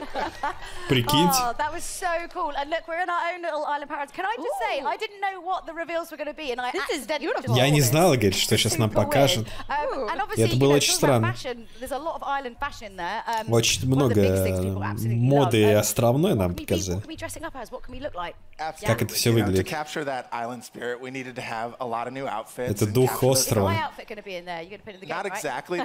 Это, говорит, прям как ты одет. Ну, не совсем, говорит, так.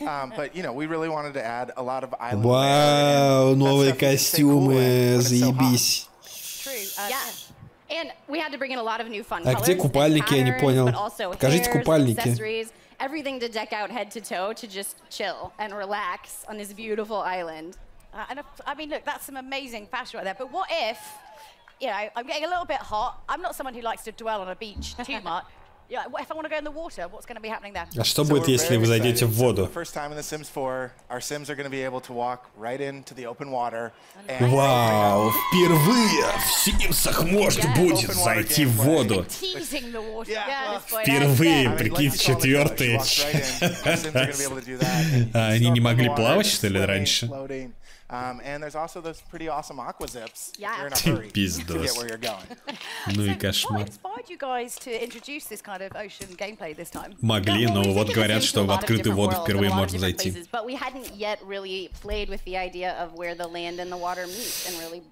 Мы поиграли с идеей, что это может быть, когда вы плаваете. I mean, you know, when I think of tropical islands, I'm thinking of, you know, like palm trees, ocean waves. Когда я представляю остров, я представляю пальмы всякие. Что мы можем с этим сделать?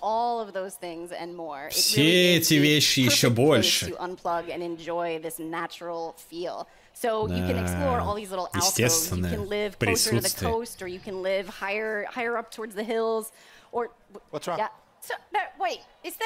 There's an active volcano. Это активный вулкан. You were selling me the dream of living on an island. Now I'm not sure I really want to go there. Так, тут есть Фродо и кольцо.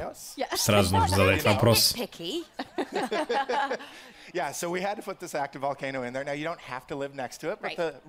Тебе не нужно туда, говорит, ходить? Ёп, ты что происходит?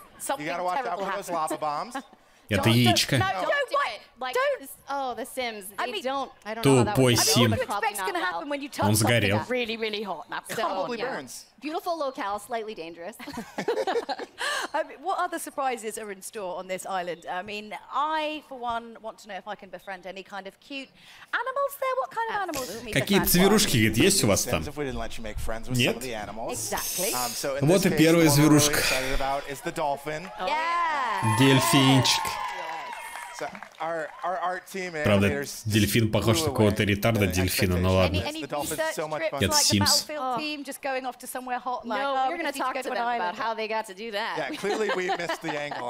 Что-то шутит про Battlefield.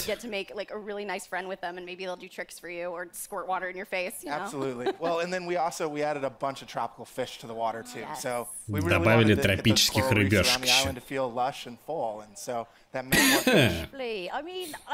I don't know. We don't have fish like that in the UK. I mean, we might do, but у нас, говорит, в Британии нет рыбок таких вот. I mean, they must be. What do you put with the chips? Right. I'm sure. У нас есть fish and chips, разве что.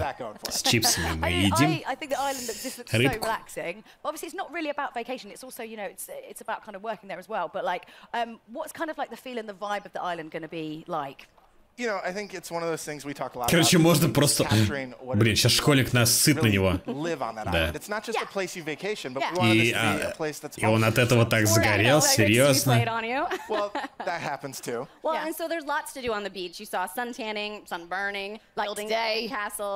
Ну, говорит, там можно загорать, строить песчаные замки, кататься.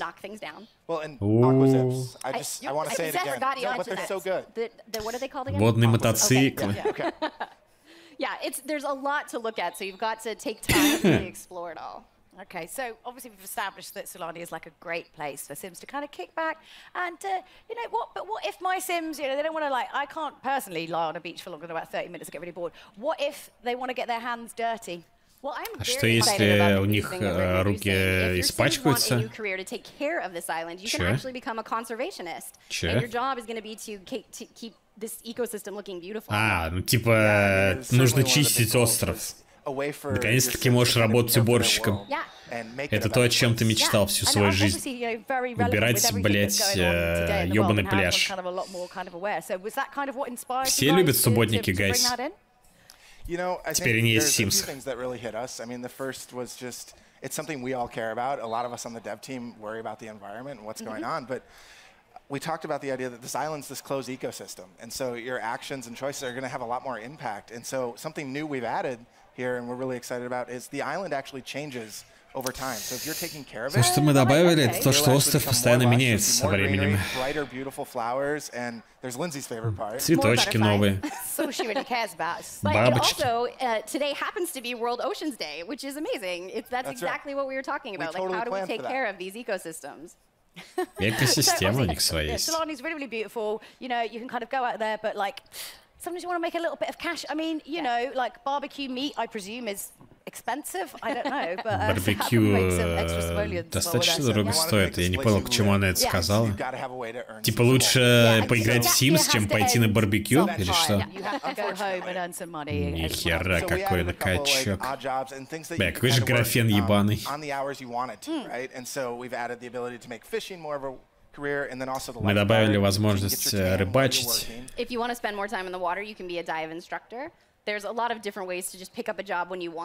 Если вы много времени проходите в воде, то вы сможете нырять, да? Be aware and know what's kind of part of local culture, because you're not just there on holiday and you go in and go out, you're living there. So what kind of, you know, the side of the culture of the island. Это просто без RTX потом его ведут, как в Quake 2, который идет в 10 FPS даже на 1080 Ti.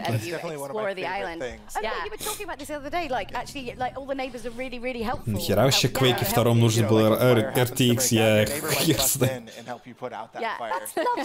Причем я видел скриншоты сравнения. Their own sort of activities that you might be able to join in. So you might stumble across a barbecue that they've started in town, or a little festival to sort of celebrate things going on. And you might even stumble into a kava party. Sorry, what a kava party? What's a kava? Кава, что такое кава-вечеринка? То это похоже на говно, сладкий хлебушек. О, говном накормили. Окей.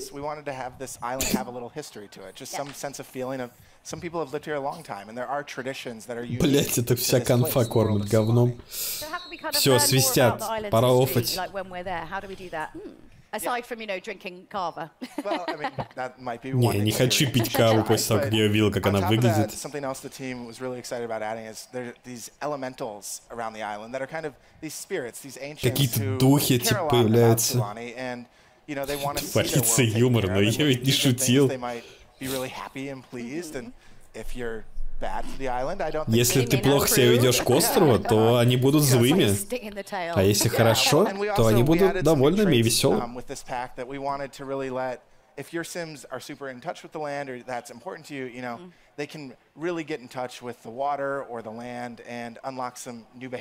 Короче, да, взаимодействие с водой, с островом и так далее.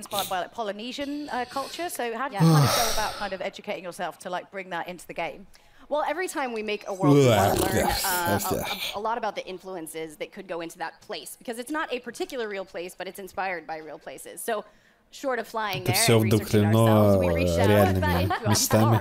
Yeah, well, EA is a big global company, so we were able to reach out to a lot of our friends and coworkers across the company and say, hey, we're looking at exploring a place inspired by this culture, and could you share with us some patterns or iconography or symbols or even items that mean something to this culture, so we can try and create them in a way that feels rich and feels authentic. Well, questions just like, what was iconic to you, or what do you remember when you think back to living in that place? Right, and some of our specific like decor items came exactly from those recommendations. Но они сейчас рассказывают про чем они вдохновлялись, культуры, истории, там, то есть это не с воздуха взято,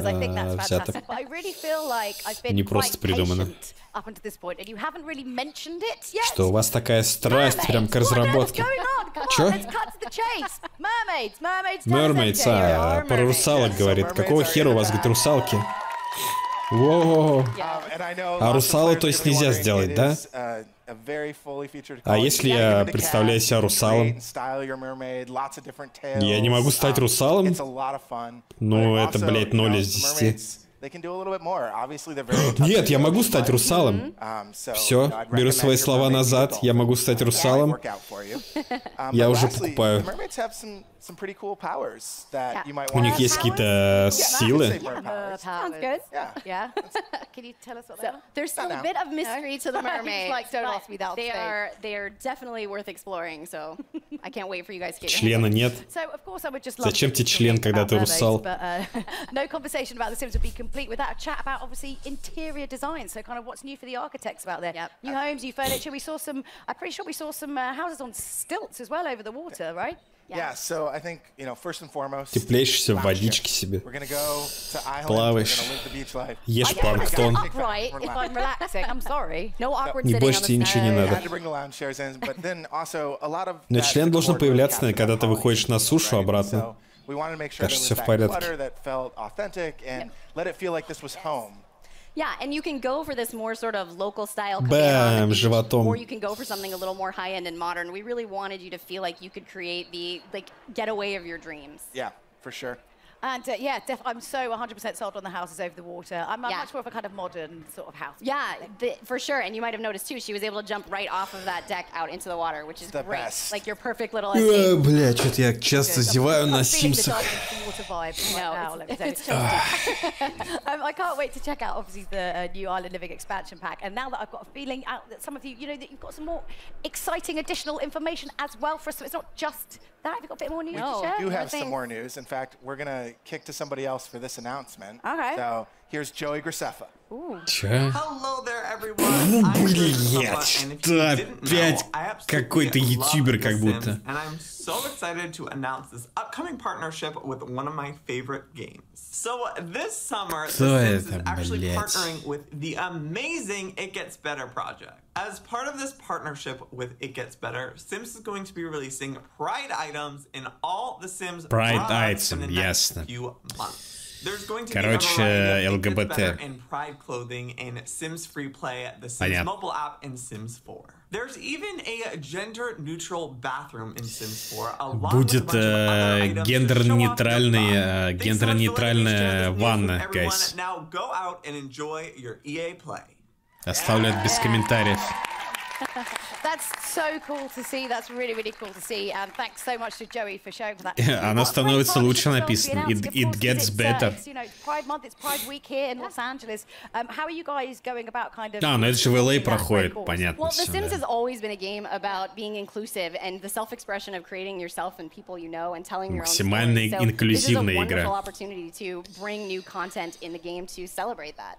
Definitely. And I think Новый контент, чтобы это отпраздновать. How important it is sometimes, you know, when you're kind of growing up and you're figuring out who you are, you're discovering what kind of person you are and discovering, you know, about your sexuality and being able to kind of sort of role play within games is a really, really safe place to do that. So, you know, you guys have been doing it. Если вы хотите отразить свою сексуальность, то игры это лучшее место, чтобы отразить это.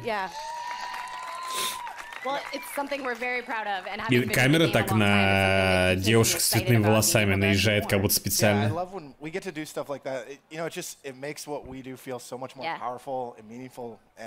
You know, I always beam getting to tell people that I work on this game and that we do such amazing stuff. You know, and also when we get to hear from our community about the experiences they've had or how the game А что в Твичате творится официальным интересно? Ну, народ спамит Капа Прайд, Капа Прайд. Да, народ спамит Капа Прайд. Yeah, so Joey mentioned briefly, but starting June 18th, the Pride content will come to The Sims 4, and then it will start rolling out over The Sims Mobile and The Sims Free Play a little bit later. That's right. So keep an eye out for that. Absolutely. 14 июня, что ли? Начнет выходить. This is such a ridiculous, and it's back to back, right? What else? You've got something else that you want to announce in the summer. What's going on? We actually had, I think, 2 more things we wanted to talk about. Что-то еще хотят анонсировать. Еще две вещи. Earlier this year, we announced our partnership with Moschino by releasing a real-world capsule collection of looks inspired by The Sims. Moschino, Real Life Capsule Collection, что? А, худи, короче. Покупайте худи. Этим летом. Это одежда. Вот это анонс, guys. somewhere else and like really show off the outfits that we've got? Well, so I think one of the things that I'm most excited about in this stuff pack is for the first time, we're actually going to add a career as part of a stuff pack. Okay. And so we've decided the perfect career for this pack. Okay. A part-time job as a freelance fashion photographer, so you can capture all those amazing looks your Sims can now rock. That's so me. Типа ты можешь зафоткать все это. That's really good. I'm excited. Wow, well, we've covered so much so far. A new expansion, a new partnership, a new Говорит, мы столько вам рассказали. Но мы еще не закончили. Еще один большой сюрприз. Сюрприз для вас. И какой геймпак у нас мы думаем над ним. The next game pack for The Sims 4 is Realm of Magic. Следующий геймпак для Sims 4 это Realm of Magic. Что-то мир магии. Теперь ты можешь стать Гарри Поттером.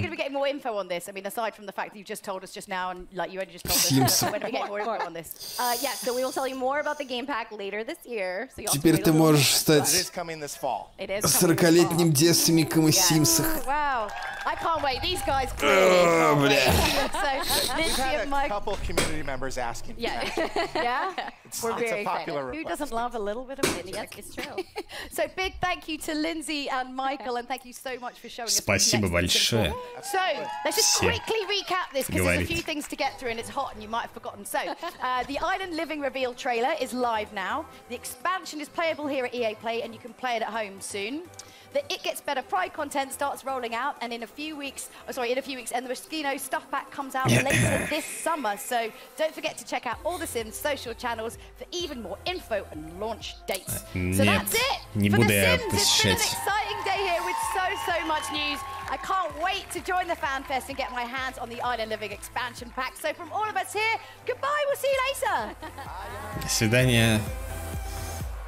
Не могу сказать, что я хочу увидеть вас снова, как она сказала.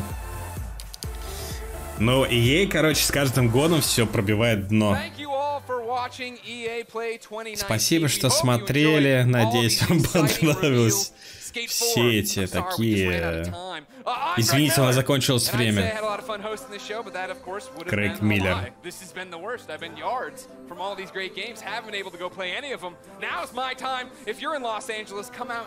Если вы в LA, приходите поиграть. Ой, блядь, долбоёб танцы с Fortnite делает.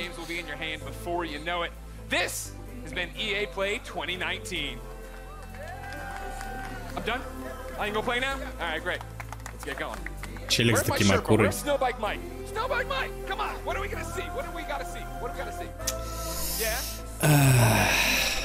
Не, я говорю, в предыдущих годах показывали какую-то индюшатину типа Unravel, показывали хотя бы, не знаю, NFS, и все это было меньше, а теперь каждая конфа у них длится по 30 минут, и это ужасно просто. Это кошмар. Это кошмар.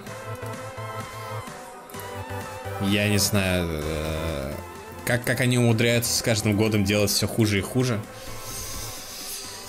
Я, если честно, был готов вырубить уже после Эйпекса. Типа, я думал, я не смогу отстримить, я не высижу, но я собрал волю в кулак. И отстримил для вас эту конференцию. Было не особо интересно. Star Wars был реально, оказывается, более-менее еще игрой для презентации. Но довольно сомнительный. Все, закончилось. Конфа. Нужен живительный DS. DS был пройден вчера. Какой живительный DS? Заводить что-нибудь на часок? Если я заведу, то мне нужно отойти, покушать. И я вернусь, может быть, со стримом, если я придумаю, что заводить. Потому что я не ел. Ну, перед стримом я поел немного. И все. Что там делать люди будут, которые туда приперлись? Они пойдут играть в демки, которые доступны только на E3. Собственно говоря. В общем, да, вот на этой пикче видно конференции, которую я хотел бы прокомментировать. И ей, конечно, реально говнищем полным оказалось. Star Wars. Это единственная игра, которая была показана, по сути. Microsoft, беседка, Ubisoft, Square Enix. Расписание я выкладывал в социалочках, гайс. Так что, кто не знает расписание, можете посмотреть. Фигово, что завтра так поздно стартует. Ну, там начинается с чего? Сейчас я открою себе тоже. Я постоянно закрываю. Завтра в 11 с Microsoft. Ну, это не так еще поздно, в принципе. Еще не так поздно. Но вот беседка, конечно, 3:30 утра. И Devolver в 5 утра. Звучит страшно, да, действительно. Сейчас. Ну, сегодня такой затравочный день. Может быть, ей специально так делает, чтобы остальные конференции не выглядели ублюдски. Sony вот в этом году вообще не приехала. То есть EA, я думаю, могли бы точно так сделать. И мы бы вообще ничего не потеряли. Ну реально, они показали одну игру. И все. Остальные это франшизы, которые вообще ничего не меняют. Ну вот FIFA и NFL, этот Madden. Это просто, блядь, 100-500-я часть франшизы, это помойный. Ну, Star Wars тоже, по сути. Но это хотя бы как игра выглядит. Но игра, которая соткана из куска Titanfall и частично Star Wars. Непонятно, насколько она будет хорошей. Слишком много мыла было. Даже не знаю. Было реально очень тяжело это говно выдержать. Спасибо всем, кто, да, приходил на стрим, смотрел. Может быть, кто с самого начала вместе со мной все высидел. Вы герои почти, как и я. Слишком много воды, да. Зачем делать каждый кусок игры по полчаса? Сделайте 10-15 минут, этого более чем достаточно, чтобы донести информацию. Вы реально не делаете никакого шоу. Тут не было никакого шоу вообще. Не было никаких рофлов интересных, выступлений, танцулек, не знаю. Никто не пел. Это не Оскар. Зачем столько времени? Я понимаю, что у вас время как бы... Типа вы единственные делаете свою конфу в этот день. Но это как бы не E3, это перед E3. Но... Короче, не знаю, у EA каждый год какая-то срань просто лютая. В этом году, я считаю, еще хуже. Не знаю, может, просто я вообще не целевая аудитория этих игр, которые они показывали в этом году. В общем, да. Гайс, встретимся завтра, 9 июня, в 11 часов вечера. Начнется Microsoft.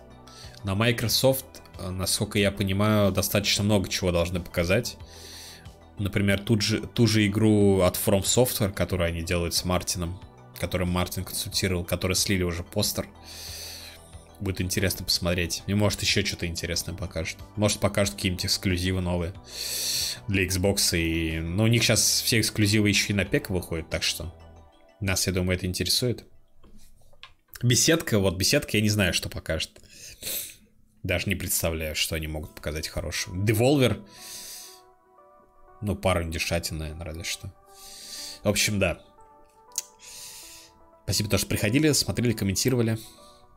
С вами было интереснее, веселее обсуждать, чем в соло смотреть. Увидимся завтра на стриме. Сегодня я не знаю, гайз, заведу, еще не заведу, посмотрим. Ну, потому что начинать сейчас что-то стримить, а Dark Souls уже был просто пройден. Что там делать? В НГ плюс опять бегать? В рандомайзер. Что делать? Что делать? Там делать уже нечего. Все, уже посмотреть. 3 гвина убили, между прочим, вчера, если кто не видел. Было убито 3 гвина. Ладно. Все, давайте увидимся. Счастливо.